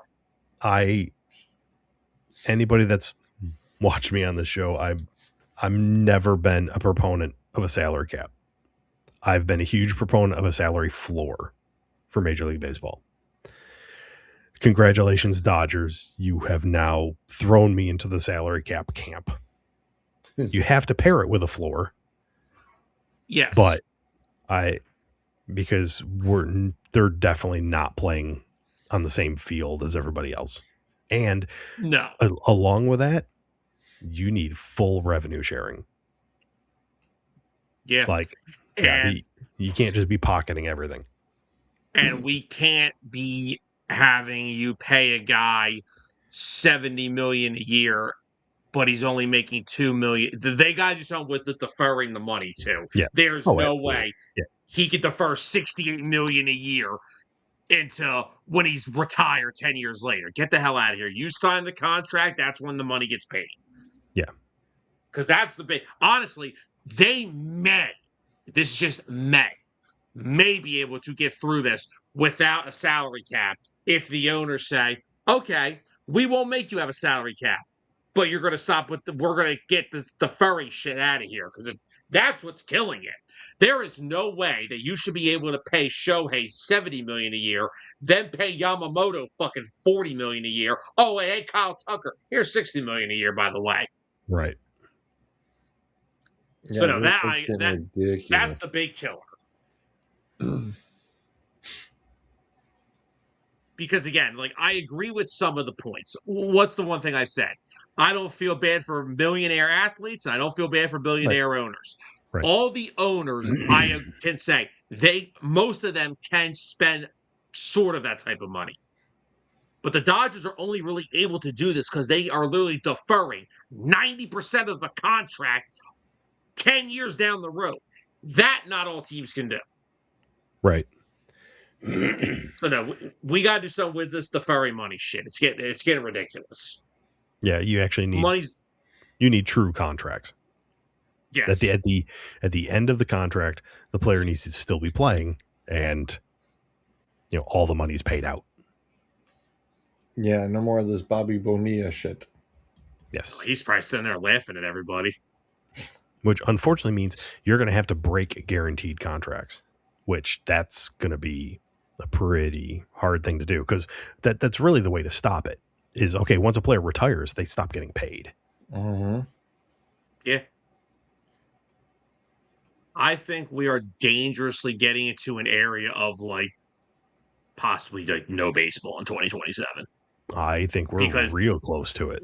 This is not something that's going to get fixed like the tentative agreement they came to in 2021. Yeah. Or 2022. That, honestly, all they did back in 2022 was kick the can down the road. And now we're here. And now after this year, we're all going to be fucked. And the problem is, it's not owners against players, although it is. You've also got some owners against other owners, because you've got some teams that don't want a salary floor because they don't want to spend. They just want to pocket. And then you've got other teams that want to be able to spend as much as they want if they want to. Yep. This is going to get a lot more ugly before it gets better. Yeah, it's the problem. Like I said, we're not even right now, I'm not even thinking about owners versus players. I'm trying to think, how the hell are you going to get these owners to agree to one system that is fair for 90% of them? And what I can't stand about the part you just said about some of these guys want to pocket instead of Mm-hmm. spend. Are they that dumb that they don't realize? Once again, I've said this to George about 13 million times. I probably said it to you at least a few times too. You know what brings in fans? Good baseball. You know what that brings? More money. You know what that means? More money you get to pocket. Do we not understand that concept at all? Here's the thing though, and I think, George, we discussed this probably about 4 years ago.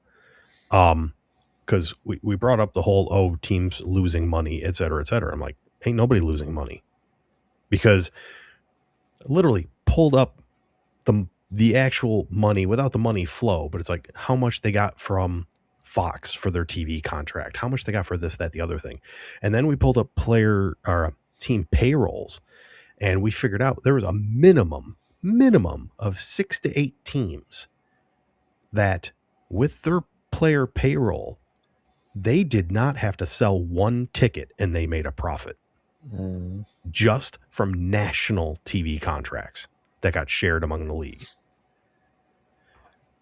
That's why you need a salary floor, because they have to spend the money. You have to force them to spend the money, because otherwise all you are doing is you are collecting money while having a Major League Baseball team. Yeah. You're not giving a damn. Which is nuts. Yeah. And, now that I've gone through, I've actually gotten to go on, trips to where I've been to other ballparks, it makes you sick. Because, honestly, I'll say this. I've been to Pittsburgh twice. And we've stayed right outside the city. We literally, the one from our one Airbnb, walked into the city. Walked down the Allegheny, over the bridge, into the little areas to where the restaurants are. It's a nice place to visit here and there. I've been to that ballpark 3 goddamn times. It's a goddamn shame that there's only 400 people in it when I go. Yeah. And I don't want to call out Pittsburgh, because I think they've recently actually attempted things. They got Brandon Lau from the Rays and Ryan O'Hearn. Those are really solid acquisitions. But I mean, hello, Athletics. I am calling you out, because then ain't nobody liking you right now. That's because Fish is an asshole. This is true. And he likes to collect the money. Yeah, even when he doesn't have a stadium to put a shovel in the ground in.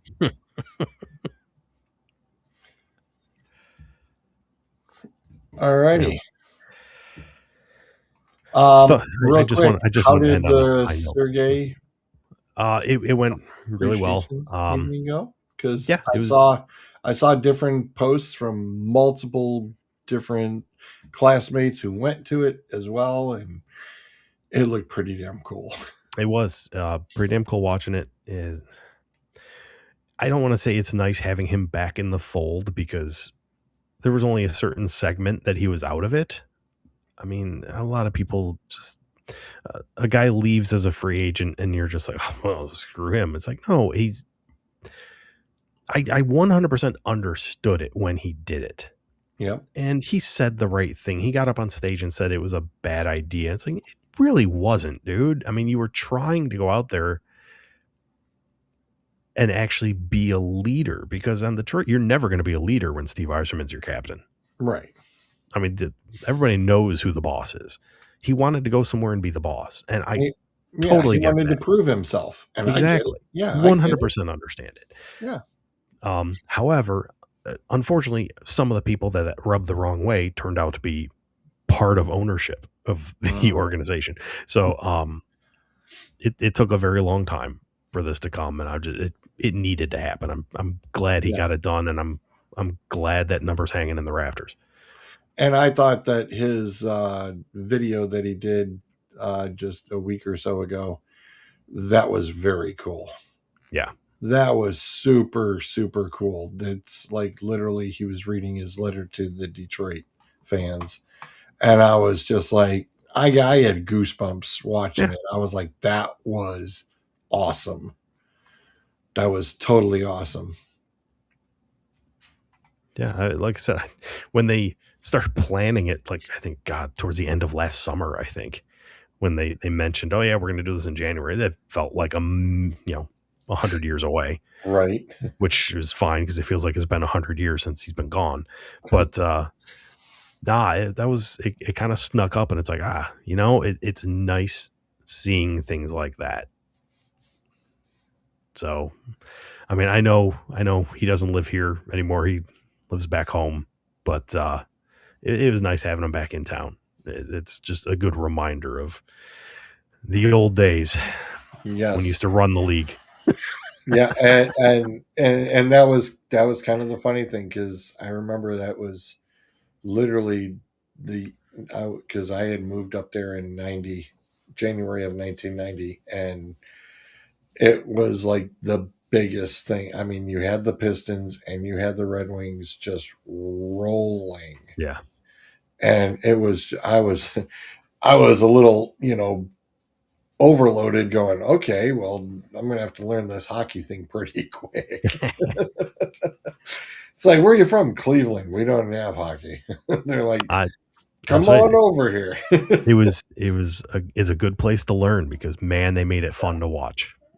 Oh, absolutely. And then I kind of fell in love with the goalie position. My buddy Tommy, had me fill in doing that indoor floor hockey stuff with a water-filled puck, which will leave bruises, by Absolutely the way. It will. Zolt knows exactly what I'm talking about. Absolutely it will. Those will leave some bruises that you swore you broke something else. Because, man, taking those off the side of the kneecaps do not tickle. Well, I mean, especially go down and, you drop down in the goalie pads, and all of a sudden, the puck gets kicked back off, and the guy goes and flicks the damn thing 5 feet away from you, and you catch one right in the back of the thigh. The bruise is like that big the next day. Yeah. I mean, go ahead, Sam. I can tell you something a lot more painful than that. I was not wearing a cup. Neither was I. Fair enough. Good night, folks. I'll tell you something. You have somebody who's just become a resident in that state that can oblige to it, since he's the son of a bitch that did it. We'll check with Mr. Orlando on that one. For the record, I wear a cup for the show. Oh my! Say goodnight. In cases. That takes care of the 4 minutes. Say goodnight, Gracie. Good night. Good night. That's it. Say goodnight, Gracie. Good night. Good night. So I said, well, flip a coin, and if it comes out heads, have your hair dyed. And if it comes out tails, say goodnight, Gracie.